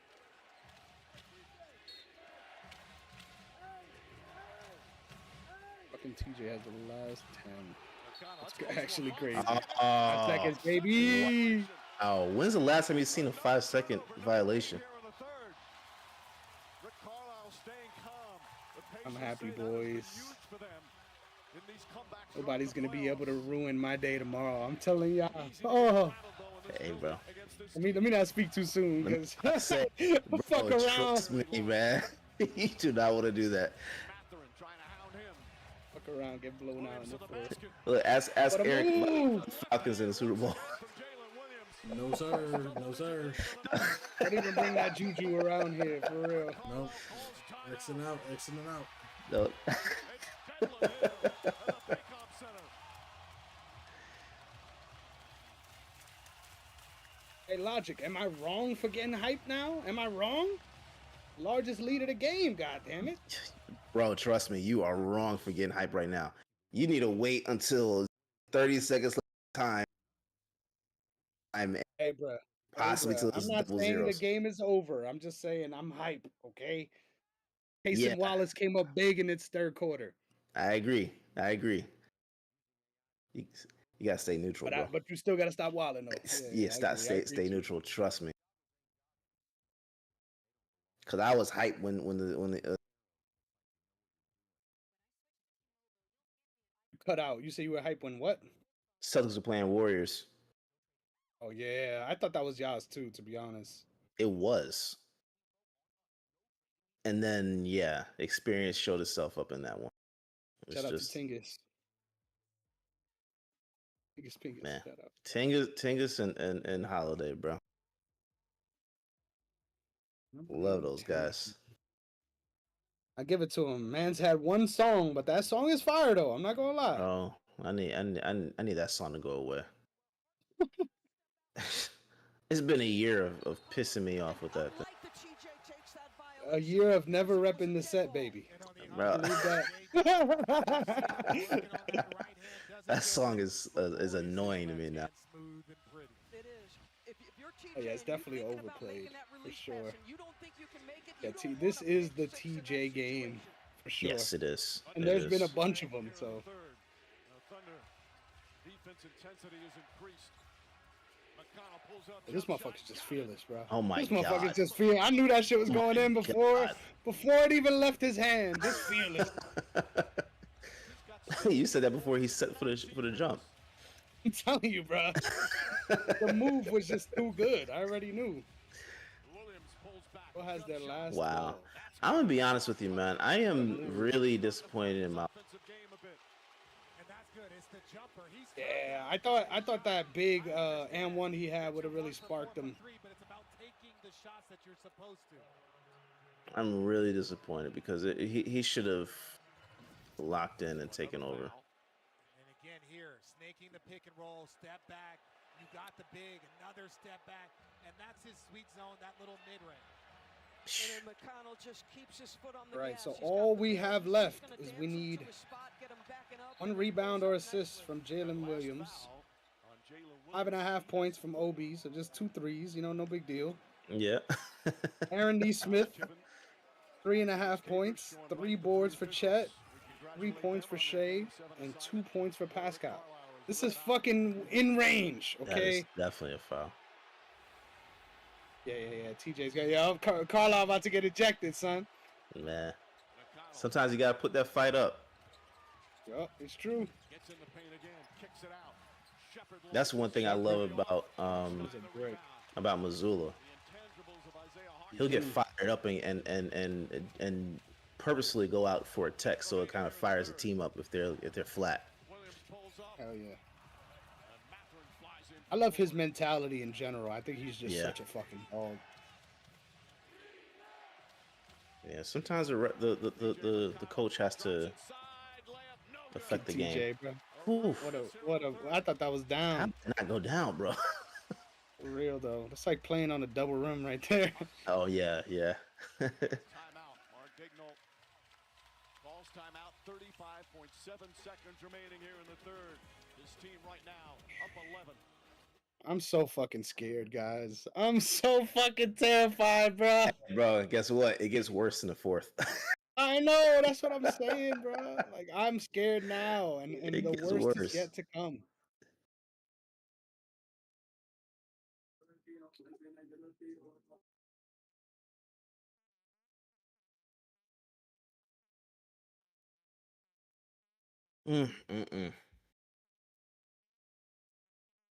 Shoot, we talking about Nimhard could have played in the '90s. McConnell, what you think? Oh hell yeah. I love that handle, bro. McConnell would have been John Stockton's biggest rival back in the day. Yeah.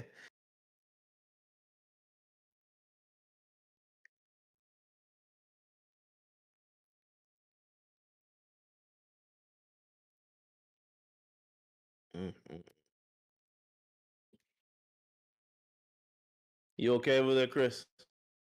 Nah, bro. You see me drinking this. I'm having problems right now. I'm not okay. We'll be okay when this is all over. Win or lose, bro. I just need this shit to be over with. To be honest, bro. Oh. My Yankees won today, right? That's a good sign, right? We got things to look forward to. Hey, the same thing happened to me when the Eagles won the first Super Bowl. Celtics won that night, the evening, the afternoon. So that's possibly a good omen. Oh There you go. yes, Miles Turner tipping. You love to see it. Shout out to Turner. Damn, that's like the 4th time they flashed that Tyrese is not coming back graphic. You Yeah, hate to see yeah, it. we know. Like, Yeah, we definitely know.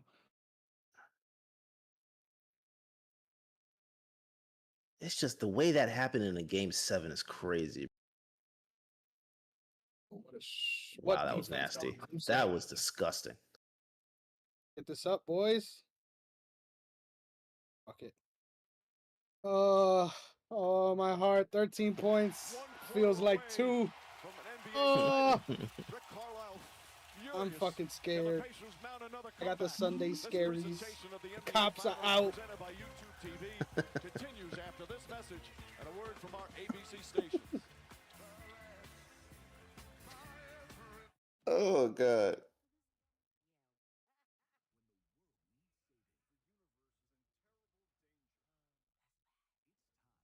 All right, let's get your mind off of the game.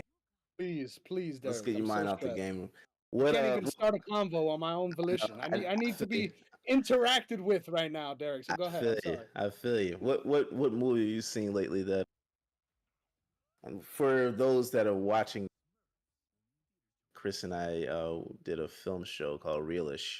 We haven't sat and talked about a movie in a good bit. What have you watched lately that's been on your I'm radar? ashamed. I'm ashamed to admit that I honestly cannot remember the last movie I watched. It's been that long. It's been either sports or TV for Wow. such a long time. Wow.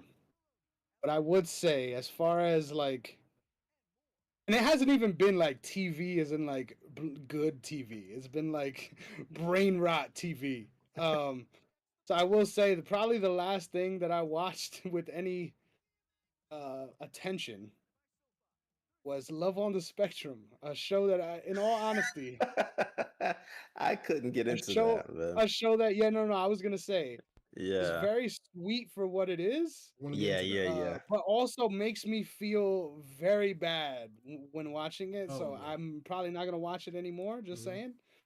But it is a very sweet show. Don't get me wrong, but it Yes, personally yes. makes me feel like shit. I will say. Yeah. I do want to get into that. But what about you? Do you have any good movies or anything to recommend to the folks? Hey, man, listen. I'm actually writing a review for it now to post probably tomorrow. I just finished This Is Us, the series. I just finished Nice. that, I think like 2 or 3 weeks ago.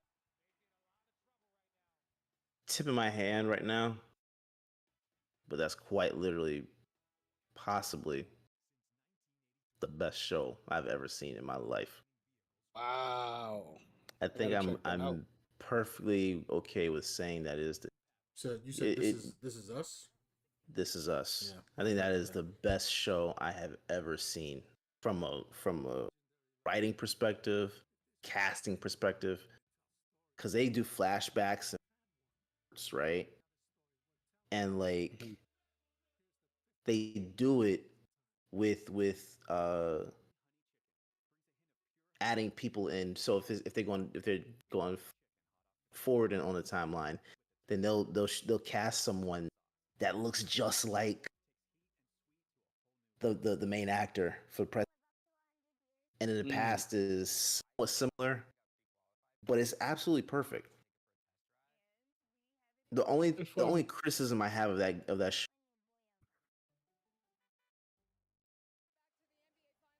I got some criticism of your mic, goddammit, because it just cut out on us. So you said the only criticism I have of the show, and then it just went out on us. maybe I need to switch to the headset mic, but the only criticism that I have,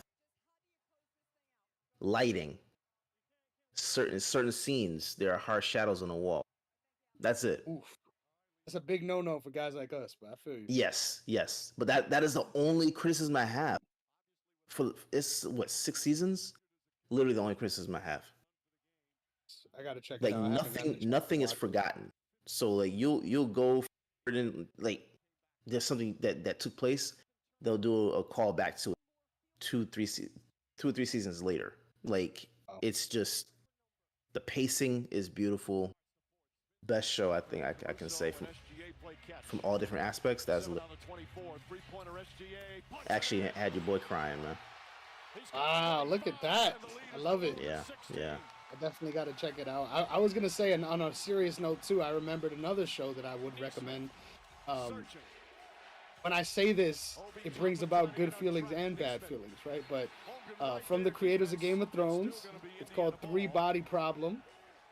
It is a very sci-fi, alien, futuristic type show, but I think it's really well done from everything I've seen so far. So, promising show so far at least. That's on Netflix or Max? On Netflix. Yep. Netflix. Okay. Yeah, that's off of Neesmith. 10 times out of 10. Yeah. See, this is my problem with the league too. Like, there's a lot of players that don't follow through the shot. You're trying to sell the foul, and even that wasn't like he was touched. But you're trying to sell the foul.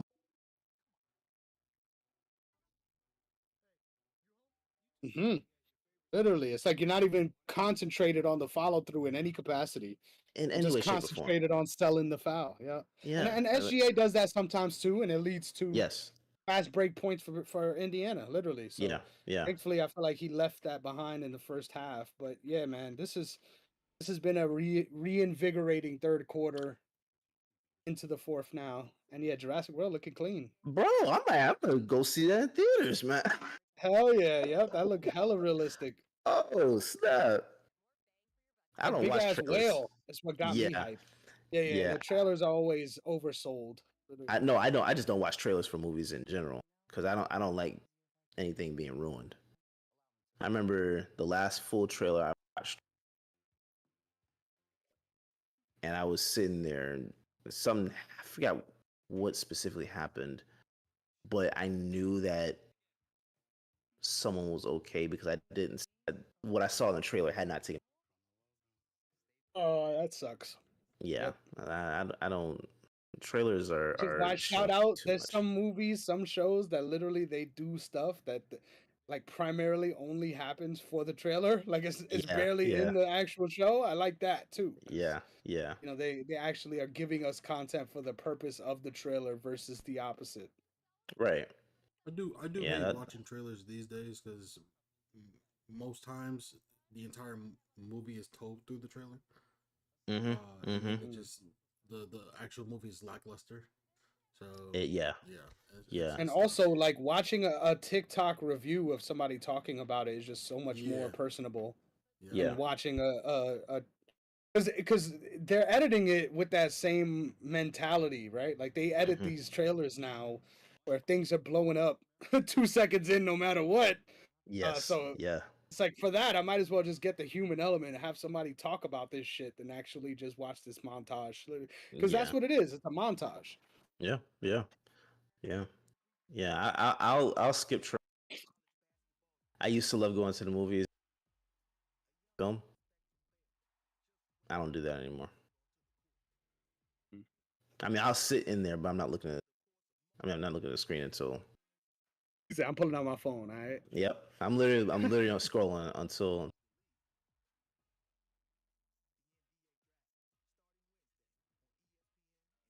I'm so fucking scared, guys. Can I be honest?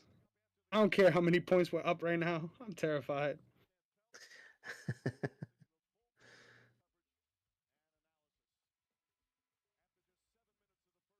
I felt like in my imagination I was gonna be a lot more unruly this game. But bro, honestly, I'm just trying to survive. I'm just trying to survive each possession right now, bro. Yep. Yep. James Hey, man, Johnson. Always, always there for Halliburton, no matter what's going on. He is. He is. I will say this too, because we've talked about this before, but I feel like this is a part of the process of winning is losing, right? So, I agree. like right now, it looks like OKC is winning this, but even if that were the case, I'm not counting out the Pacers moving forward. Now, next year is going to be a rough. It's going to be a slight step back, but in their totality, I'm not counting them out, man. Yeah, they're gonna be back for sure. They'll be And I back. think no matter what, they're gonna be set up to have a better season next season anyway. So Yeah, yeah, yeah. that's where we were coming off of last year. I mean, last year fucking sucked. It was way worse than what Indiana's dealing with now, because obviously to get to the pinnacle sucks as well. Mhm. But Oh, I'm we not even didn't just even get there. because So- Halliburton's injury is a part of that. That's what I'm saying. Like, Oh yeah, for sure, for sure. yeah, it's gonna be a rough next. They'll be able to bounce back after that.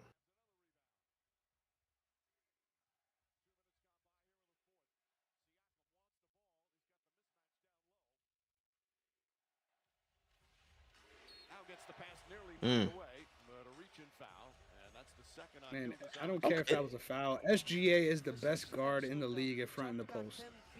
Oh no, he's amazing. Let me ask you this, just off whim, all right? Yep. Halliburton doesn't come back next year. No pacer. Wait, he's a free agent? TJ McConnell No, he's scored in the injured. last 10 minutes. Oh, that's what you mean. Okay. Yeah, yeah. He doesn't come back next year. And a foul on the way to the basket. can you see in a world where they might trade to, I don't know, maybe go get a Paul George? Because everyone stays home because they don't want him to shock. I mean, if it's Paul George, don't do it. But if you're getting a player, if you're getting a Zach LaVine, maybe why not? You see Zach right? LaVine? Like, I feel like I'm trying to think of someone that's on a team that not going anywhere. Like ooh, the Sixers aren't doing anything. He was on your team for a while. Portland. What's his name? You know who I'm talking about. Yeah. Malcolm Brogdon. Brogdon. There we go. Yes, sir. Yeah. He is gonna be on a cheap contract next year. So that might be. Well, yeah, he'll be on a cheap contract. He'll probably command like a 2-year. And I mean, they got the replacement TJ, so they don't need to focus too hard on that position. Yeah. Wouldn't even mind seeing like a What a DeRozan. pass! That was What a beautiful. pass! The double. By the way, the other play that I had got nixed because I had under 9 assists for SGA. So wait, yeah, Obi Toppin is going to be the reason I lose this for sure. Dang. Let's go. I'm loving every second of this, bro. I can't believe this. Oh my god, bro. I can't fucking believe this. Happened. It hasn't happened yet. It hasn't happened, but what happened in the locker room?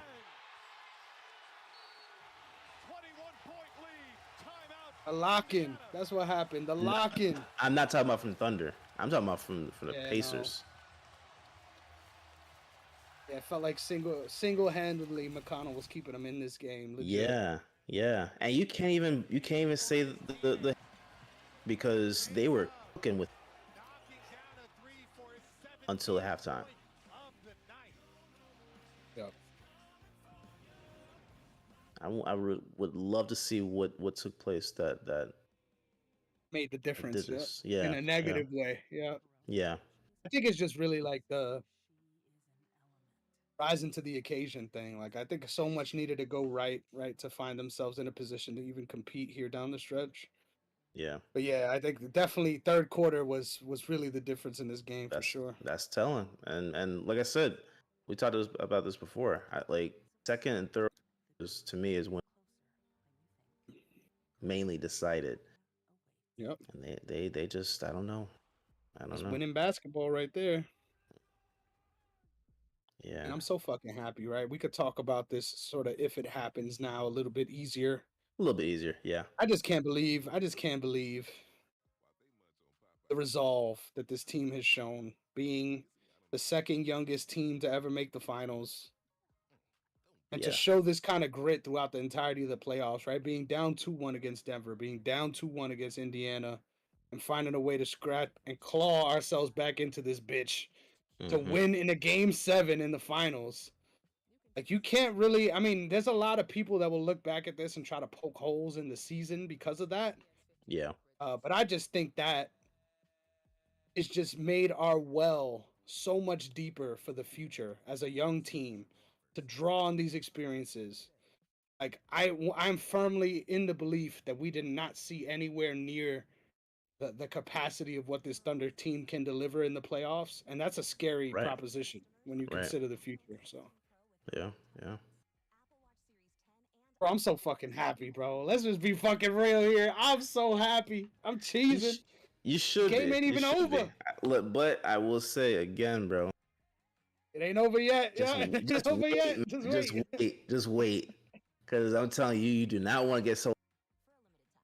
Oh, for sure. I'm hearing the Frank Sinatra right now in the background. Yeah. I need that shit right now. I need to inject it into my veins. I will say I didn't notice this until now, but there was the Thunder actually had buses wrapped in 2025 championship wrap prior to the game. What did you think about that? Honestly, it had me shook. Me and Logic were talking about this. Yeah. Shout out to Logic once again, and I was saying like, bro, this is terrible for us. This is Yeah. horrible. But especially because Carlisle honed in on it and was saying basically that was his focus after seeing that basically. Yeah. So I was just like, fuck, more ammunition. But thankfully, I feel much better about it now. I can't really blame them for doing it either. I mean, there's probably thousands of Indiana Pacers championship merch that got printed that isn't going to be used. You know what I mean? So it is Mhm. what it is in that way. You know? Yeah, I mean the shirts and hats, understandable. It's the buses that's ballsy, bro. Yeah, no, that's That's different, for sure. ballsy. Because if the Pacers win, you know what I'm saying? Like that's where I'm like, ooh. Hey, but Toppin's back in the game. We got a shot here, ladies Yes, and sir. gentlemen. We got a shot. I'm trying to get this paper tonight too. It ain't just about the dub for me.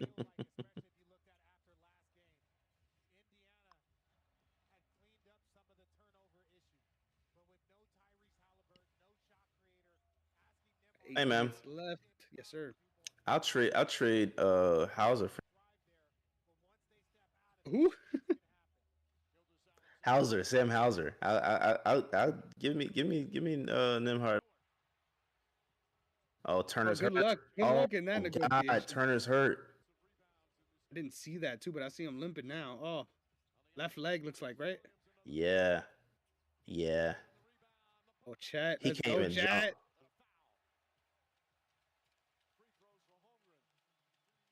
I wonder if it was that LeBron mystery injury thing. Be okay dancing. You see that? Those salsa never hurt nobody. Yeah. LeBron had a MC sprain. Every time I hear somebody bring some shit up like that, I'm like, shut the fuck up, okay?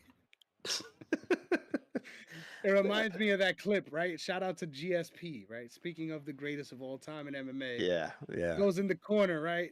In between rounds, in a fight that he's clearly winning. He goes to his coach. He's like, man, I think I tore my groin. And his Oh, coach yeah. goes, he goes, hey, I don't want to hear about that right now, George. Said, go out there and hit him with your groin. And that mentality, right? It's stupid as fuck. That mentality, right? In some ways, as a coach, that's probably the best thing he could have said to his guy, because clearly it already affected him mentally, right? Mentally, This was happening. So that was his only focus as a coach there, right? To give him something to bite on mentally. And it worked, right? So shout out to OKC at the halftime. I think we clearly got that message across, right? Yep. But this sucks just because of what happened to Halliburton. Like, I think regardless of anything, that's gonna be the narrative, and rightfully so. I think he's still playing. It's a completely different game, for sure. It's a different game, but I mean, the game flows the way the game. That's why, like, to me, it's like I don't know that he. I don't know it would have been that significant of a difference where this game isn't. Where the Thunder is not up, you know, like I don't see it. I don't see it because the flow is the flow. The way that these guys were just not playing in the third quarter, Halliburton could have been out there and it's still. And one. Shot won't go down, but 2 free throws. Third foul on SGA. Ooh, Eric, I'm stressed. 7 minutes, bro. You do 7 minutes. 7 minutes to victory. Going to their 2 best All right, players. all we need is one more Chet rebound, 3.5 more Neesmith points, and 5.5 Toppin points. And with this money is ours. So Toppin, Yes, get your sir. ass back in the game, my boy. We Hey, need bro. you out here. You guys win. I'm gonna need you to go get this. Yes, sir. Yes, sir. I'm not sending you mine, but I need you to go get one. I'm gonna need that. I'm going straight to Amazon, and I'm copping out on the Larry, the Lil Larry. Yeah, you got to go get one. The block. Go get a ring. That's his 4th. Siakam a 3. That won't go. And Jalen Williams fouled by Ooh.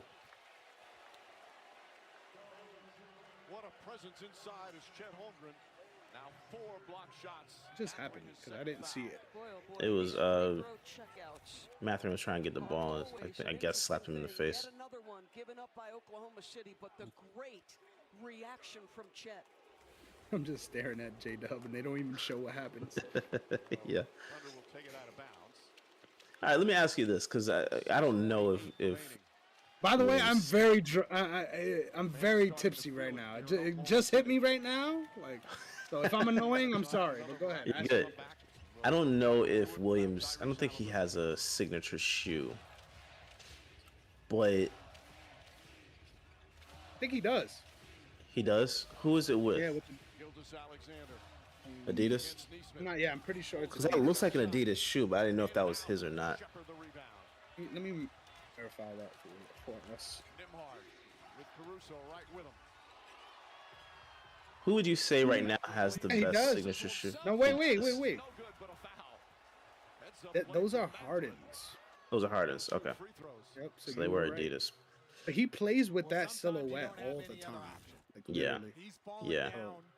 The defense is swarming. Get that man a The signature defense is shoe. also spread. Who- That's the real There's Lepton Chet guy. Holmgren. Because That's a bucket I feel like for him in those today's games. day and age, the signature shoe doesn't have much weight to it, as much as it should. He's going to get an easy bucket. You know, I agree. LeBron has a shoe that, like, Bro, you remember the KD4 era? The KD4s? Getting extra minutes with Special. Yo, bro, if you ask me, the best silhouette ever that ever existed in Special. Nike, outside of Jordan brand, the Yeah. best silhouette that ever existed for Nike. Like those are that, beautiful. That KD4 era was different, bro. I had a pair of Yeah. Nike IDs, right? KD4s. Oh yeah. That were red and white. That the whole strap was like an alternating like red and white line. Oh yeah. So fire, so fire. Man, yeah. I feel like, still plenty of time remaining. excuse me, we're at that point where the Caruso to Hartenstein. I feel like the importance of a signature shoe should be like heavier, Ball still loose. right? Siakam comes up with To a me, defensive and you can say it's being biased. I don't care. It's not. I'm not being biased. However, He Smith was hurt too. yeah, he'd been hurt for a while. And that's what we Tatum- talked about. You gotta keep Tatum it has the moving. best signature shoe out now. You're here now. There's nothing else left to give. Gotta look that It's up, 'cause I don't tomorrow. even know. Get on the floor. It's Both fire. Pacers get on the It's floor and before he's Oklahoma City. the Oklahoma design. Oh shit! Actually, it is nice. But you Not gotta gonna pay lie. it Yeah. off. The design is like intentional, and this is from the first one. He's on the third one right now, fourth foul. but Gildas Alexander. it's intentional, Free throws. and I feel like If Indiana has it's the best one last run, out. I feel like his line is the best line out right. they have had some of the most miraculous But comebacks like I look at in these playoffs. LeBron's shoes. I don't even know what number he's on right now. He just actually Like 24. What the fuck? yeah. He actually they just previewed his shoe, I think like 2 days ago, a day or two ago. And it's just like it's just boring. Like Yep. I've never seen a LeBron shoe that I was like, "Oh, I got to get one of those." Dame had one. Even the height, like the height of LeBron's shoes was around that 2012-ish, 2015 era. Yeah. Even then, I agree. I was never crazy, but I did own a pair of LeBrons. I think I had like a breast cancer awareness month pair that I had. Okay. Can't really remember which year or silhouette that was, but yeah, I agree. I think his shoes are very generic looking for the most They part. are. They look like They're creative. good to play shoes. ball in, though. You get me wrong. I'm pretty sure they are. Yeah, I'm pretty sure they are. It's just the look. I've never been fond of his shoes. I actually think You know whose shoes I was really surprised by, man? Kyrie's. Kyrie's shoes are so Bro. good to play ball in. I've never played in those shoes. I will say, what was it? I want to say it was the 3 or 4s. Yep. I have a pair. I'm looking at them right now. I've been using them to play ball, and they're so like the ankle support is amazing. Those are That's been so my nice, man. biggest issue is like finding Ankle. shoes that have good ankle support. Yep. Yeah. Mine is more like Achilles support, Mhm. and also Steady having chain, yep. the arch support. Like if it's good arch support with some good cushion and nice structure around the Achilles, I'm good. But Lou Dort does the right thing. He does get hit in the head. No one's disputing that. He might have got fouled twice on that play. He didn't but to get take hit in the any head. time away from No, this he great did. basketball game, That's a waste. Well, stay tuned after the final Yeah, moment. I need to see more importance on shoes because Giannis doesn't. The Bill Russell Finals MVP trophy for the second straight game. I'm not fond of his shoes either, man. Like Yeah, no, I agree. I think They're for the cool, most part, but- a lot of them are boring. they are, and that's like I feel like you gotta get with the designer. Like And some chatter Jordan, for example, between the putting opponents. hype into signature shoes when he came in, right? Like 6 rebounds. I need that type of energy with a shoe again. I need that, and that's where I think like moving forward. I saw Halliburton, got his signature. A slow start Was for like Williams. going into the finals, right? Second half. Yep. Holmgren's defense So Which I like too. I like his- SGA's signature too. and- I think his is really yeah. clean, even though it's really basic. Montreal. Yeah. Like that's fine. It doesn't need to be like a Player for a team design. I just, that is now you know, 5.5 minutes away from an to me it has to be one Mathurin drives. that. Blocked by Jordan Ooh, with a foul. Good take. ISA went that was straight a hard foul. up, picks up the personal. Yep. But he went up straight, so I don't think they'll give him a flagrant. They're but not yeah, gonna that was give a- it. Yeah, that's crazy. Just because he hit him in the balls, I think that's Yeah. the issue When I here. said pound for pound, Lou Dort is one of the strongest Ooh. individuals. Knee in the balls. And my boy went straight to the And, nuts. the hip fell on the ground. Hey, that was a flying knee, straight to the Yeah. nuts. You feel me? Woo. God dang. Forward, and that's where you get landing block, on your though. side. That's a Yeah, difficult that's That a might good have went no in. call. To be honest, that might have went in. Listen, Yeah, No, I think they called a foul. That's Yeah, they called a that's what foul. they call an they A. did call. Okay, yeah, You just go straight yeah. up. He landed right on that hip, bro. yeah, A to B, that's still a wall, however you get there. Jesus. Eric, it might be time to start celebrating in this bitch. I don't know. 10 rebounds. Might It might get be it, bro. time. Lead cut to 15. Gilgeous Alexander returns. 5 minutes left. Largest lead was Fair to 22. say. That was with 7:41 Energy left. might be sucked out of the Pacers. In 2 minutes, they've sliced 7 points off the lead. Yeah, but I'm too scared. I'm too scared to enjoy my life right now.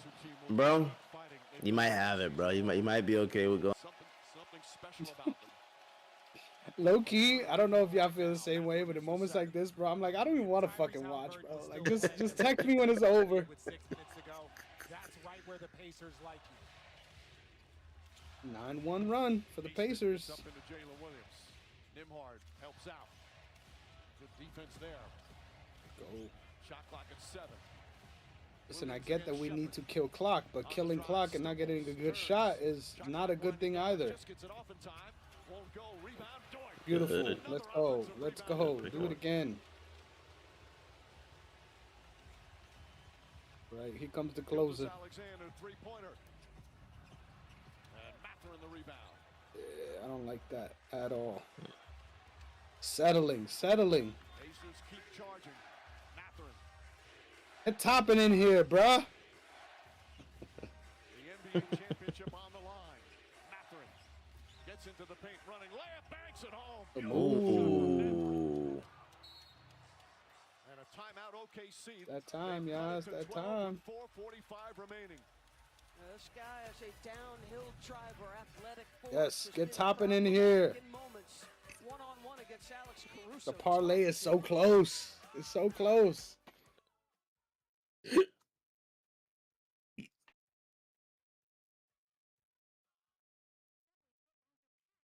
I think a narrative too that needs to be examined is the disappearing of Andrew Nemhart. I don't know if it's no, excuse me, Aaron Neesmith. What is his first name? Aaron E. Smith. Yeah, Aaron Neesmith. yeah. I feel like especially since game 4, he's just disappeared. So that's kind of like been a pattern for him. Like he gets going or series extends.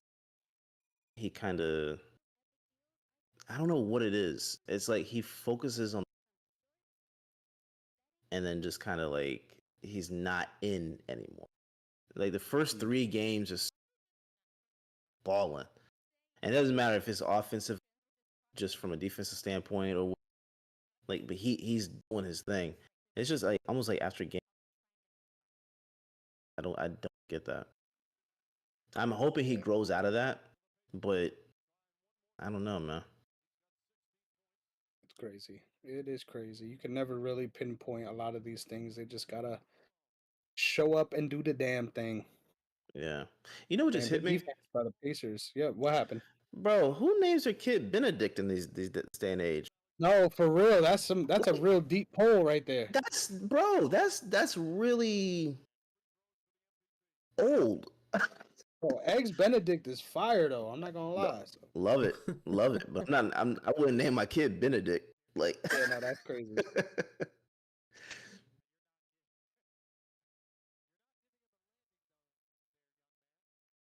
You know what? We might have to bust out too. You know, a good olden times name, a good old Horatio. You feel me? Ratio, bro. You know, Horatio in the chat. I've heard of was on CSI.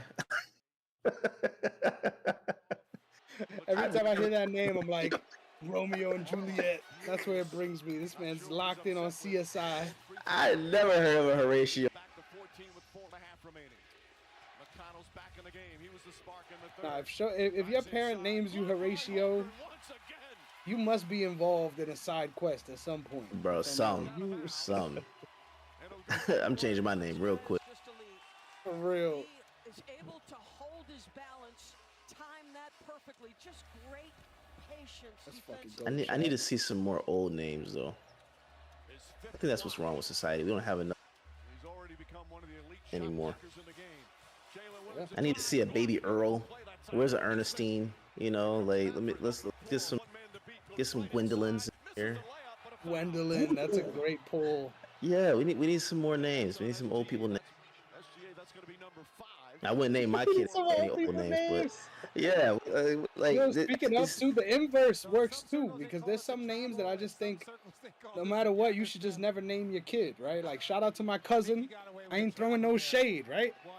Like as a grown man, how is your name Angel? You feel me? Like I'm sorry, like that shit just don't add up to me. That shit just don't add up to me. You feel me? I don't know, like. I think he's gonna review it, Mike. He's gonna review it. Rick Carlisle is on the court screaming.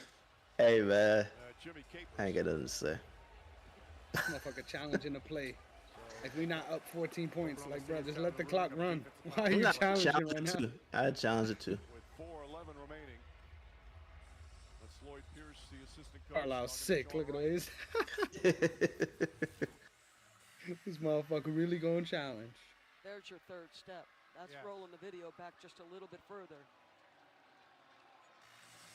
All right, this is the point that we get Obi Toppin back in the game, right? Right, Carlisle, surely? That was a third step. What about the travel, though? 1, 2. Literally, all I need is 3.5 points from Neesmith and 5.5 from Obi. Bro, You are not getting that from Neesmith. I'll tell you that now. You are not getting that from Neesmith. Only kids do not try that at home. The gather gets a little bit of rope on those. That's a lot of rope. Upon review, following the gather, the arm-to-arm contact by the defender is correctly deemed a defensive foul. It is an unsuccessful challenge. 2 free throws from Mathurin. Told you. Surprised that it went that way, though. You know yeah. Hey, they said let's make this bitch interesting. Yeah. He is pissed. No, for real, I would be too. If you're just tuning in, Tyrese Halliburton 7 minutes into the game, re-injured that right calf. I'm fucking scared. Injury, and obviously unable to return. I'm scared. It's not over. It's not over. Looks confident that they can make this one more miraculous comeback. 8 points here in the fourth quarter.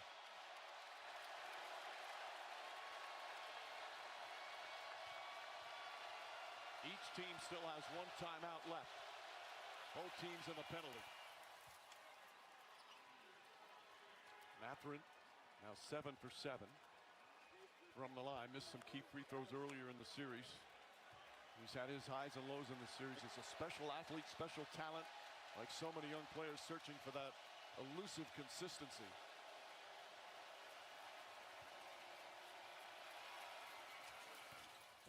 down a pair again. You got to inbound cleanly. They are pushing up in pressure. I don't know if you could tell, but I'm disassociating at this point. I can't even watch. I can't even watch, Derek. This shit is making me sick.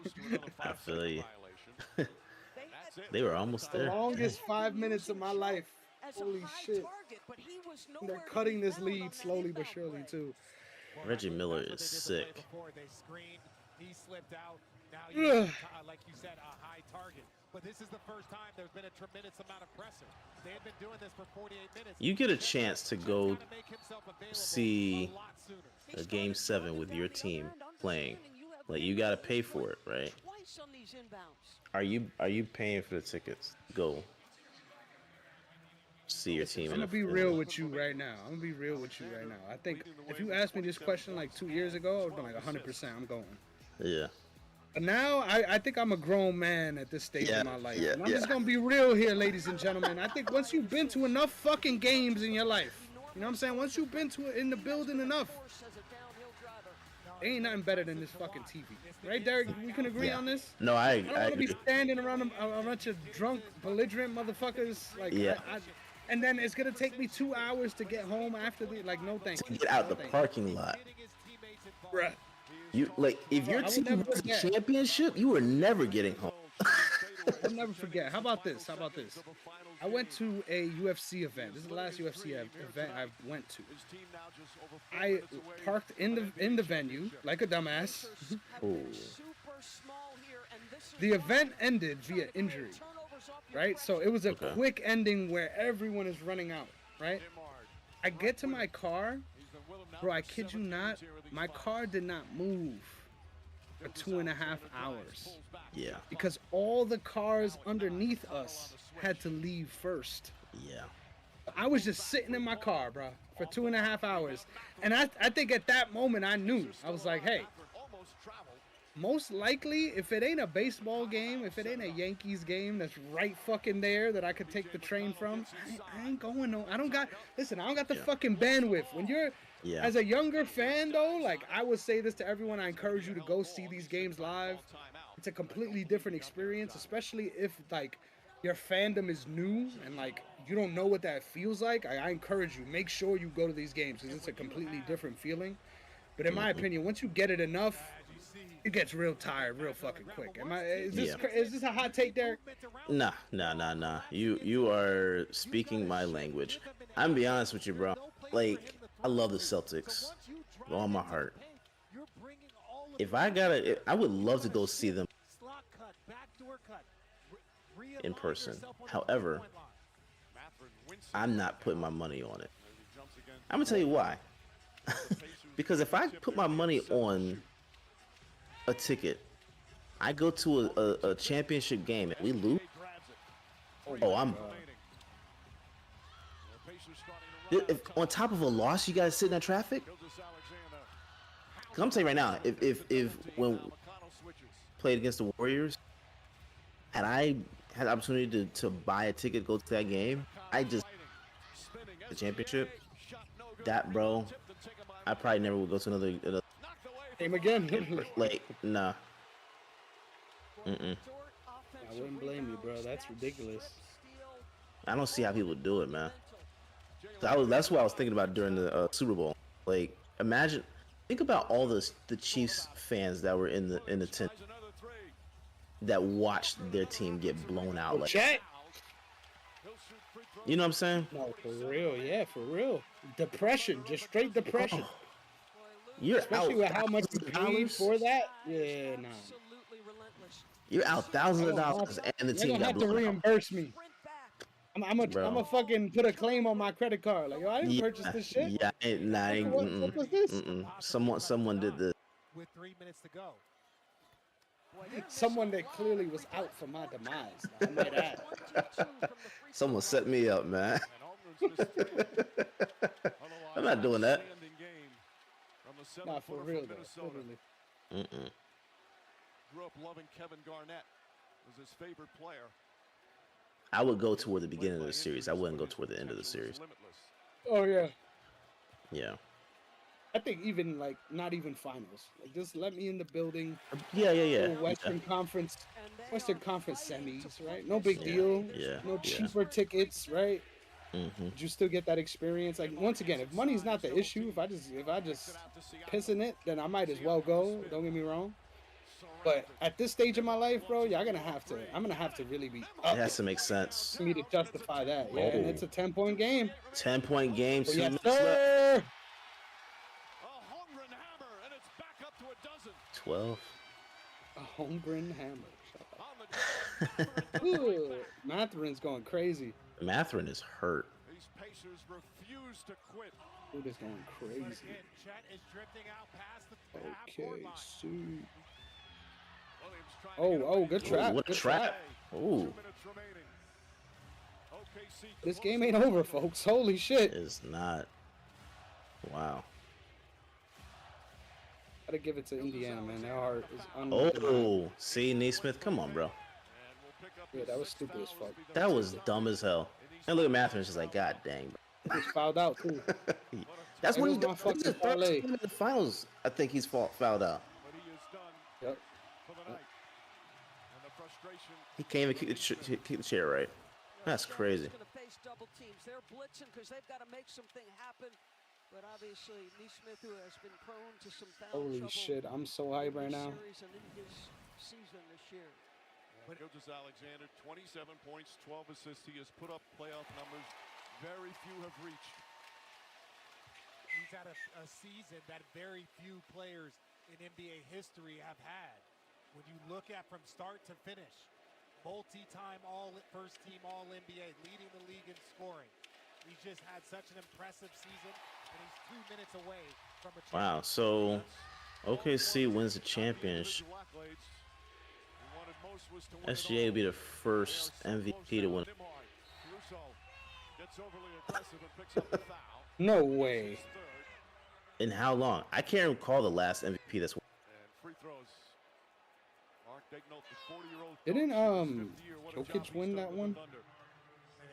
I don't.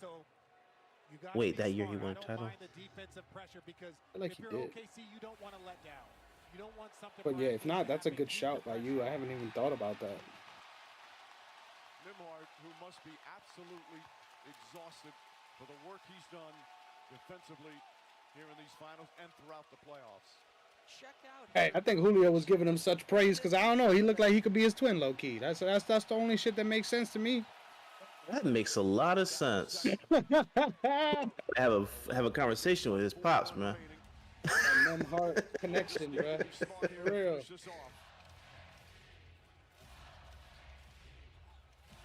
I didn't know that they had Dominicans in Canada. I'm gonna be real. I didn't know that. They got Jamaicans in Canada, so. Yeah, they got it all, for real. So why not? Eric, I can't believe this shit. My Thunder about to be NBA champs, bro. My Thunder about to be NBA motherfucking champs. Congratulations, bro. Jalen Williams, the talented co-star. It's fair to say it's a wrap Ain't over now. yet. It ain't over yet. 40-point masterpiece in Game 5. I think But you're close to saying it. bruh. Goddamn, bruh. Here in these finals. I just can't believe this run. Like, I still can't believe that we even were the first seed last season. Let alone where the fuck we are right now. And there's the God architect of it damn. all, Sam Presti. He drafted Williams, number 12, out of Santa Clara. Presti looking fly by the bitch right now. Son, Sam stop playing. You know them Presti. cufflinks? It's Bro. smelling crispy as fuck right now. You know they brand new cufflinks type shit. You've been waiting on using them cufflinks all year. Looked anything like his game. I'm not My surprised guy. that he moved up those ranks, but there's I don't also like the ties that character thick though. that he Like has that's a drafted, the wide tie. individuals that he has drafted. I need my ties to be on the slimmer side. That's the no. I'm with you on that one. I like the bar ties too. All right, bro. So it looks like Steph Curry was the last one to win a MVP and a championship. And I think the key is under the age of 27 as well. I think Pro- Steph yeah, Curry that was too. also in that Just- group. I'm just saying in general. Yep. Siakam. Call for the foul with 1:04 remaining. Yeah. Yeah. This game is over, y'all. Oh, this shit feels so fucking good. All y'all motherfuckers doubted me. I remember last year, bro. I was talking to one of my coworkers. This motherfucker got caught to me. Oh yeah, y'all only went to the finals once. In my head, I'm like, bitch, I don't give a fuck. He a Bulls fan too. I'm like, all right, y'all been to the finals a lot more, but we're about to win this year. He's like, oh, we'll see about that. We'll see about that. And I went and moved. I moved states. I was gone for a couple years, came back. Look at me now. Who the fuck is doubting me now? Hey, this feels so good.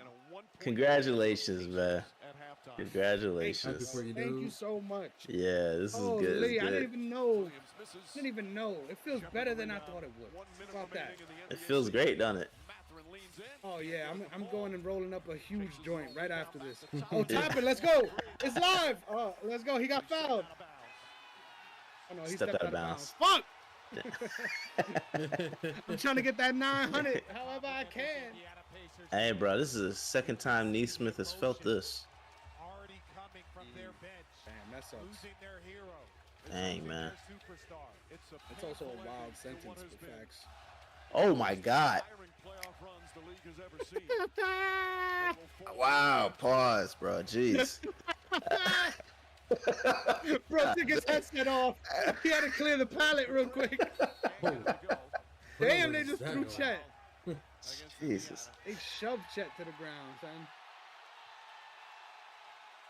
Fucking go, Caruso. Wow. Two-time NBA champion Alex Caruso. We keep the championship within the family. You know what I'm saying? Yes, sir. I'm so fucking happy, man. Shout out to all of y'all for tuning in. Shout out to all the love that we've been getting on this live series. But holy shit, I told y'all. 0-2. Who gives a fuck? We gonna get right. And what did we do? We got motherfucking right. Wow. NBA champs, man. 2025. NBA Congratulations, champs. bro. Happy for you. Happy for you. It does not get better than this. Thank you so much. I'm gonna fucking... I don't know. I can't go to sleep now after this shit. What the fuck? It's difficult. And then going to work the next day. Bruh. I'm gonna be talking absolutely so much. wild. You know what's funny too? My boss texted us earlier. Go ahead, Eric. No, I'm saying Julio was saying congrats. Yes, sir. Hooli, thank you, Brody. I definitely need to come visit y'all in Atlanta. Oh yeah. Yeah, you definitely need to come down here, bro. They force another turnover. And draws a foul. He will not quit with 19.5. Draw out this game a little bit more, but holy, this feels amazing. Of seeing all that you work for, all the practices, all the road trips. Yeah, they're not gonna be able to wipe the smile off my face this week. Holy shit. This is gonna take up at least 10 seconds of my video tomorrow. I don't give a fuck. I'm gonna be talking about this shit. The one that you win makes all of the work, all of the time, all of the struggle. It makes it wow. The emotion on both sides is very real. What a hey, series, shout out my sister, right? Shout out my sister. This is the kind of memories we have, right? One time, this was way back in the day. This was coming out of high school. So what was this? 2015, 2016. OKC, and this is rare, right? Once a year, if any, that OKC comes to New York to play. OKC came and it was playing in Brooklyn, and one of our favorite spots growing up to go out to eat was a Thai spot in Brooklyn that was right next to Barclays. And she fooled me, bro. She took me out there telling me we were going there. And I'm like, man, I'm gonna be sad like being out here knowing that OKC's there. And she's like, I don't know why you're gonna be sad, because we're going. and being in the building that day and seeing my Thunder to now where the fuck we at a whole era later, a whole youth movement. Cocksuckers, we here to stay. 5 years at least is the dynasty window. 5 years at least. We're going to be competing for this title, and it feels so fucking good, man. Holy. Congratulations, bro. Congratulations. That's awesome. Congrats. Happy for you. Hey, man, I love doing this with y'all. I love every step of the way. Thank you so much for locking in with us for this as well. But I'm about to go smoke me a fat doink out in Amish. It's time to get the fuck out of here. Derek, take us away. Take us home. Is there anything you want to say before we get out of here? Nah, I just want to say congratulations. I'm happy that you were able to get a win on stream. Thank you guys for that have tuned in to these streams. We've been learning and growing over the last three streams and getting. Thank you guys for interaction. Thank you for tuning in and checking it out. And Eric, thank you for making it possible. Of course, dude. Of course. Phenomenal. Great job on your end. Thank you for making things happen. Only bigger and better from me. So congratulations to the OKC Thunder for the championship. God, I'm gonna cry like a hoe, bro. Yes, sir. I'm gonna cry like a little hoe. I swear to Yes, God. sir. But hey, That's all good. hey, shout out to all of y'all that fucking hated on me, right? Shout out to why are you a Thunder fan? Why are you even still a fan? Look at me now, motherfuckers. Look at me now. Nah, but all jokes aside, I agree though, Derek. The movement, the OTS movement has been real special to be a part of all these different games, man. The level in which we continue to show up and grow and develop and give you guys something new continues to be so refreshing and exciting for me to see what this means to all these guys and to see it actually happen for me. It doesn't get better than this, y'all. So have a fucking phenomenal night. Have a phenomenal week. Because goddamn it, I know I'm going to have a phenomenal life after this shit. Hopefully. Let's fucking go, baby. Yes, sir. Yes, sir. Julio also wanted to shout out the Clippers for basically giving the OKC Thunder the chip. That's I agree. Couldn't agree more. Couldn't agree more. Shout out to Podcast P. Great assist from the Clippers. Yeah, man. Yes, sir. Yes, sir. But yeah, y'all can catch us. Oh, we completely lost you. Oh, sorry. Yeah, I gotta fix this mic. I don't know the hell. Yeah, OTS Media Co. All social media platforms. OTS Media Co. on all social media platforms.